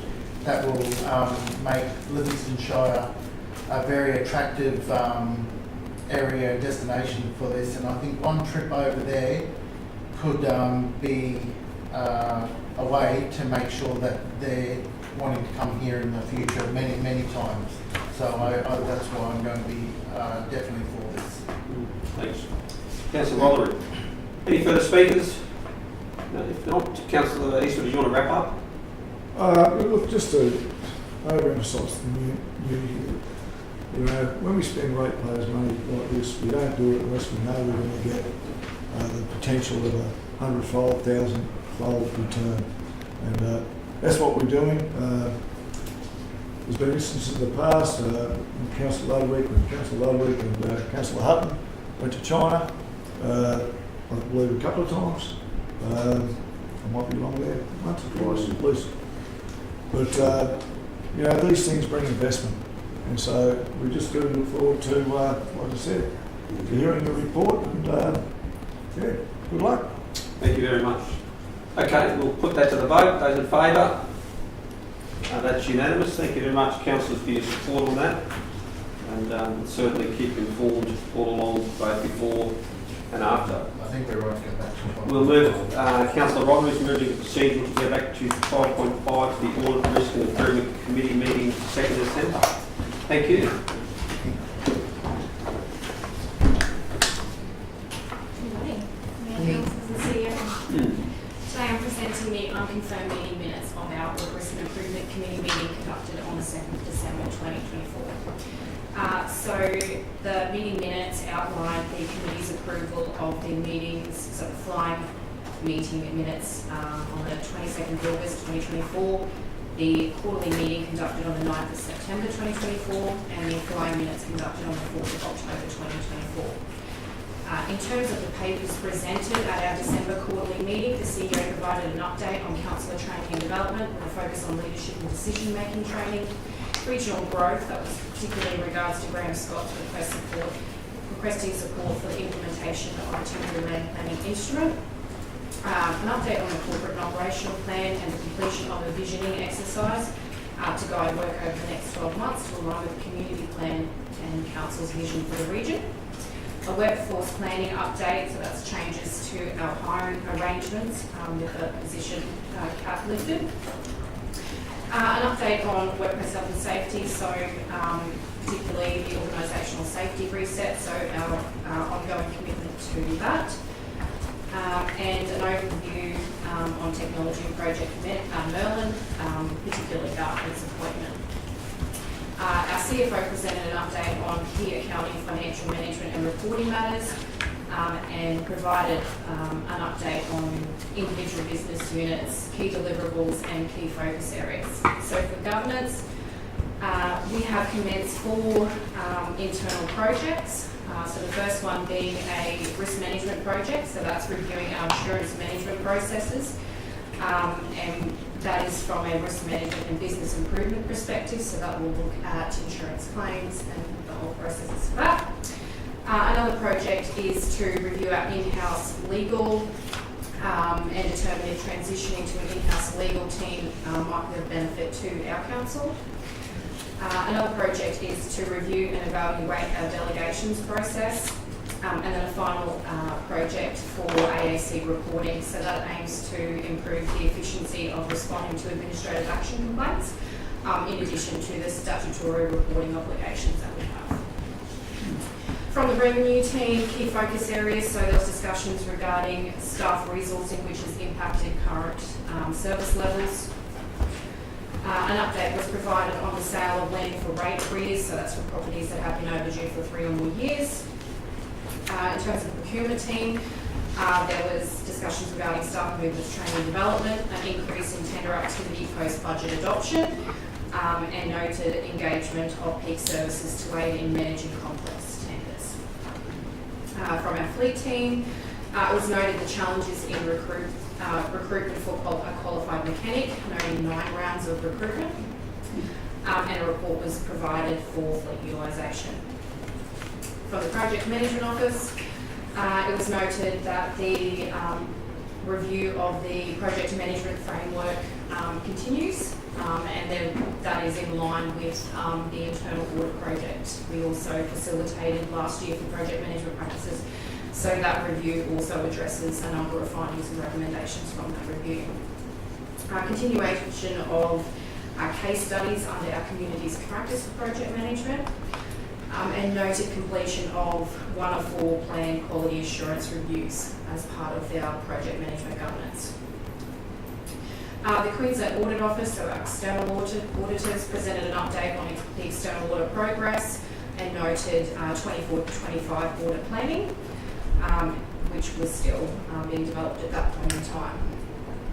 Gardner, so Council's appointed strategic ICT advisor, presented an overview of their engagement and plans to build a comprehensive roadmap for IT business across Council, noting that this appointment was one of the measures Council has taken to address the recommendations contained in the Lessons Learned report for Project Merlin. The committee queried particular aspects of Gardner's appointment, including how will they provide independent assurance over the major IT projects and how they will retain independence. They queried their proposed methodology and approach to assessing go, no-go points and gateways, and queried their skills and experience. The committee also queried SaaS-related matters such as contractual requirements for assurance engagements. We have now tabled Gardner as a standard agenda item for audit committee moving forward. The CFO presented a report on internal control management, which provides an update on internal controls, specifically in relation to financial control management. The committee noted that it would be worth considering assurance controls as an agenda item for their upcoming strategic planning workshop to identify areas that would benefit from an increased focus of compliance elements and the areas not currently receiving regular attention or oversight by the audit committee. Governors presented the annual loss report, which provides a summary of debt write-offs, reportable material losses, and highlighted the increase in theft incidents in 23-24 financial year. The committee discussed matters relating to the theft of the waste at the waste transfer stations and queried the use and effectiveness of on-site cameras. Pacifica, our external contracted internal auditors, provided a progress update against the approved internal audit plan and presented the internal audit report, so finding and recommendations for the review undertaken on software and licensing management. So following that project, that saw the completion of the 23-24 approved internal audit plan. ICT provided an update on ICT security and controls. Workplace health and safety, once again touched on the organisational safety reset. The committee inquired about psychosocial safety and what actions our council are taking to proactively manage associated risks. The committee also recommended council consider implementing a psychosocial safety survey separate to our engagement survey, as some other councils implemented. Governance presented so results of the annual internal audit effectiveness review, which is an internal review of the internal audit function, including evaluation of our contracted internal auditors, so Pacifica. The review is performed annually, facilitated by a survey with participation by our audit committee members and our CEO as Chief Audit Executive. In accordance with the International Professional Practices Frameworks, which outlines the internal auditing standards, it is recommended that we also undertake an external independent review of our internal audit function every 5 years. So to align with that, we have prepared a scope of works for a request for quote for that, and we presented that to the committee for their review prior to going out for quotes. And the committee provided feedback on that scope, particularly the required qualifications for an independent assessor, and requested that the audit committee's involvement in the external review be more explicitly defined within the scope of works to include participation by all committee members, so both external members and our elected members that sit on the committee. Post that, which isn't in the minutes, OCM, O'Connor Marston and Associates has since been appointed to do that independent external review. Enterprise risk management update. So that update provided an overview of the risk training that we delivered in October and December. Peak Services co-facilitated that. An update on the Risk Management Maturity Advancement Project, which has been ongoing for the past couple of years, and that has since been finalised with the rollout of that training and the finalisation of the revised enterprise risk management procedure. That update also provided an overview of the quarterly operational review, risk register review, and an update on progress against our business continuity program. In addition to that, there was an update on fraud and corruption statistics and notable matters, and an update on insurance claims and advice sought from our GMS. In regards to that report, the committee suggested that council consider development of a checklist for councillors to guide them with applying risk management in their decision-making process. The committee further suggested that poor culture be considered as a risk for consideration within the People and Cultures Risk Register. What was that? Sorry, what was that last one? What number was that? Sorry. So this is with regards to the risk management update. On page. Yeah. Sorry, I don't have the page. That's okay. I'll grab it. 365. You're on the enterprise Yes. risk management? Yes. Yep, 365. Okay. Yes, thank you. The audit response action plan was presented to the committee, so that outlines progress against our outstanding or open audit actions. And the committee congratulated council on its effort in reducing the outstanding audit actions and noted that these results are significant in comparison to other councils.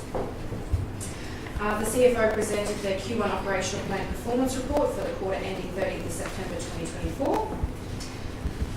In addition to the papers presented, the audit committee also discussed the proposed 2025 meeting schedule and confirmed the agenda for the 2025 annual strategic planning workshop. Thank you very much, Catherine. Very extensive. Quite a, yeah, that's right. Actually, is always quite a bit there, councillors. Any questions, councillors? Just, Mr Mayor, and thank you, Catherine, just for a recall, on page 343, it does talk about councillor risk training. Did councillors undertake that in October or November? No, so I didn't think so, and I couldn't recall. that was operational risk training. So that was targeted at our supervisors and above. So supervisors, managers, coordinators. So yes, yeah. So are we then earmarked councillors themselves for training regarding Yes. councillor risk training once completed? Okay, I couldn't find when, and I couldn't recall doing it, so thank you. Any further questions? Okay, so we're going to move with Councillor Eastwood at second and Councillor Watson. Do you want to speak at all that, Councillor Eastwood? You got any breath left, Catherine? I was thinking Sorry, very extensive. And please let me know if it's too extensive. No. Well, Read success. the No, summary. please say it's too expensive. Please.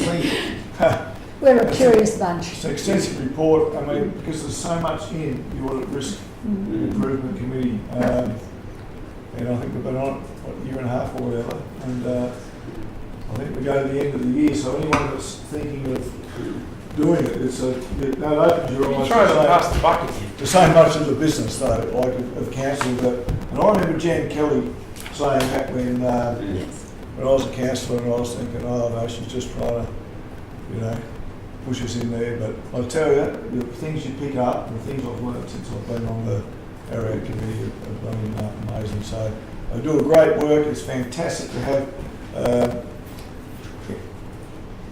an independent body looking over it with our committee and making sure that all the checks and balances come together.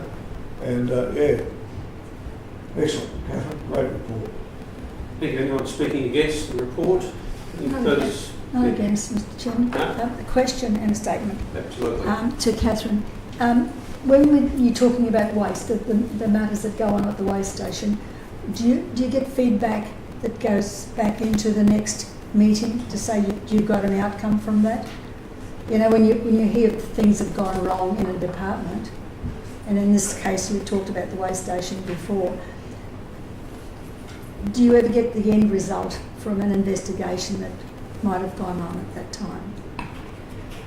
So that particular matter did involve an internal investigation. So from that, if it involves an investigation, then yes, there would be general follow-up. In terms of that follow-up going back to the audit committee, that may only be reported back through that annual loss reporting. However, governance may also do a periodic report to the audit committee if it's a matter noted for further discussion. Yes, if it's been raised and it's been investigated, I think to close the circle it would need to go back so that you'd know how to make a recommendation in the future. Does that make sense to you?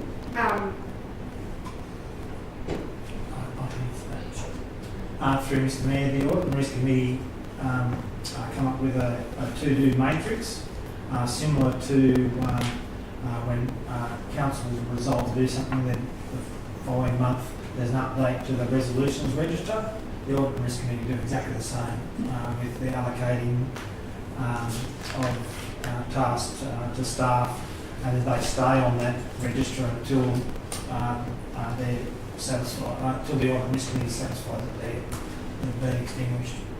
Okay, so when we get the results of an investigation, does the end result go to the audit committee to finalise that one? Not necessarily, not unless they particularly ask for further feedback or advice on the outcome. Okay, yeah. I'm just thinking that it would close a circle, but if it works the way you're doing it, I'm happy with that. Because I know you're doing a very good job, and I'm very happy with the makeup of the committee that actually gives us very good outcomes, very probing, very satisfying with their outcomes too. Thank you, Catherine. Please pass that on back to the committee. It's a big statement from me. Yeah, just before putting it to the debate, I do have one question that sort of has my curious, just from an improvements perspective. Often as councillors we get say, contacted in relation to a rural road that they may be concerned has reached intervention level. The officer will go out, they'll inspect the road, often they'll do the bump meter or something along those lines. And it may be that no, it's actually not yet an intervention, so you know, basically that's the outcome of it. Do though we provide, or are we able to provide information at that point to say, whilst it's not an intervention now, your road is scheduled to be graded on the 7th of December, you know, at the end of 2025. So at least there's a time frame that they can be clarified that not now, but it is scheduled. I'm just curious what that looks like. Typical rule of thumb to apply is if it's going to be done in about the next 3 months or so, we will provide an indicative date. Yeah. So, you know, let's say one now that hasn't reached intervention, and we're looking at April, May, and we would say in the second quarter, or we might say April, May. Right. If it's not due to July or September, we probably wouldn't say anything. Okay. Because it could be one of those roads that's done every 12 months anyway, you know. So probably up to about 3 months out, we'll give an indicative date. After that, no. I suppose the A lot of observation- things can happen in that time, weather-wise and... Yeah, reckon not so much a date, but the observation is, for many people, it's, okay, if it's not now, roughly when? Oh, we typically advise them, we remind them of when it was last done. Right. We do say when it's a class so-and-so grade, and typically there's a 12-month intervention between grading or a 6-month or a 2-year intervention. Okay. So we do typically provide that as well. It's not an exact science, but because we're working to a level of service, whilst we might predict it'll be 6 months, it could be 4 months. So we're not going to leave it for 6. We'll do it at 4 if it reaches it early. If it's 10 months, we'll wait for the 10 months. Occasionally roads will be intervened slightly before or slightly after if we're programmed it in with other roads in the area. So we've got to consider that as well. Yeah, just remember that. We do our best to give them an indication up to about 3 months out. After that, it's, Okay. Very good. No further questions or no? Councillor Eastwood, did you want to speak any further to that or wrap up? No? We'll go to the vote. Those in favour? That's unanimous. Thank you, Catherine, for that. Okay. That leaves us 12.7. Move, Mr Mayor. Big one. Move, Mr Mayor. Oh, right, okay, yeah. I didn't even get it out, but there we go. So Councillor Friend is going to move 12.7, which is the CEO Key Performance Agreement. Do we have a second for that? We've got a second from Councillor Watson. Mr CEO, do you want to make a comment on this at all? Or? Yeah, look, there's a fairly in-depth confidential attachment that links to this report, which the councillors have worked through over 4 hours a week ago, I think it was, last week, early. Since then, I haven't seen or I haven't observed anything that causes me concern to change my mind and to add or remove any of the recommendation, nor add anything to the to-do list as well. It's all covered. All managers and the general managers and some coordinators, anyone that's basically got an accountability, which is on the wall behind you, has read it, because the alignment of the KPIs for the CEO is quite academic unless it cascades right down through the organisation, because the CEO is only one person out of 390. So everyone's got to understand the direction council wants the CEO to go, and that hence the reason for that quite in-depth study and showcasing why the council should adopt the recommendations, not just what to adopt. Thank you, Mr Mayor. Thank you for that, Mr CEO. Any questions at all, councillors? No? Satisfied with the report there? Okay. Councillor Friend, do you want to speak? Yeah, I will. Thank you, Mr Mayor. I've read through this, and within a workshop that the CEO's just noted, councillors worked through what was required by Livingstone's new CEO, Mr Terry Dodds, for his key performance indicators and the implementation of transformational change and leadership. Now, Mr Mayor, within my 16 years with Livingstone Shire Council, I've not witnessed a more clear and concise pathway by a CEO for change in transformational leadership. It's all about exciting pathways forward and the empowerment of all staff to make suggestions and actually take ownership and have ownership within the workplace. I know that as a former staff member, I strongly desire to see tangible results in every member of staff, making sure that they're feeling valued and heard and not fearful to speak up lest they jeopardise their livelihoods. Now, cultural change must start with these values, and cultural and transformational change must commence with us as elected members, lifting up the staff with praise for what they accomplish daily, and not berate them for a perceived notion that was as elected members we know better than the experts in the council staff. And I think every single staff member works hard and dedicates themselves to improving our community, because they are our community, they live in our community. And I think that Mr Terry Dodd, CEO, has offered his recipe for success in the fact of measuring, managing, improving and celebrating, and I'm extremely satisfied and hopeful and excited for both the staff and elected members in this pathway moving forward. Thank you, Councillor Friend. Anyone speaking against? How you can speak against that, Mr Mayor? I didn't think there would be. I've got to ask. Mr Mayor, I think I can say something here, and I'll keep it brief because I need to go in a few moments. I think I'm probably more qualified than anybody at this table to say what we've had before and what we have now before us. And I'm very pleased to say this is a first for me, because I can see a clear pathway forward, and I can see hope for the staff that they're getting leadership that they've been starving for a very long time. We've had some good people managing us over the time, but no one's really drilled down as to what the real problems are and tried to find the right square for the right people. And this is what we've got. It's going to be an onerous process. It's going to be tiresome. It's going to have a little bit of friction in it from time to time. But the outcome, I have no doubt, will be what we have been looking for and needing for a very long time. So without saying too much at this point in time, we're on the right path. As I said, I'm probably more qualified. I've been through, 10 CEOs. This is the first one I've seen it do it this way, because I find that they've actually identified where our problems may be. And that's going to take a little more time, but I'm very confident that we've chosen the right man on this occasion.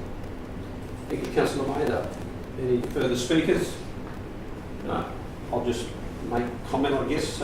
Very pleased to see what's been presented to us.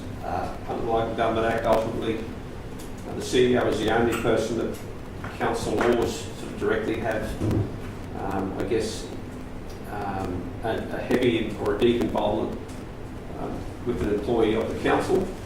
And obviously it's up to the CEO to then extend that relationship and that chain of hierarchy from CEO to the staff.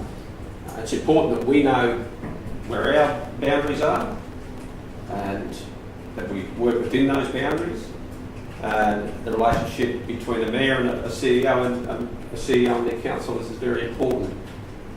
And I see it as that we are standing on the shoulders of the CEOs who have been here before, all had a different way of doing things, had a different style. There's no one right way. And it's just a privilege to be in the position where we are, to form a relationship with a professional like Mr. Terry Dodds, who we believe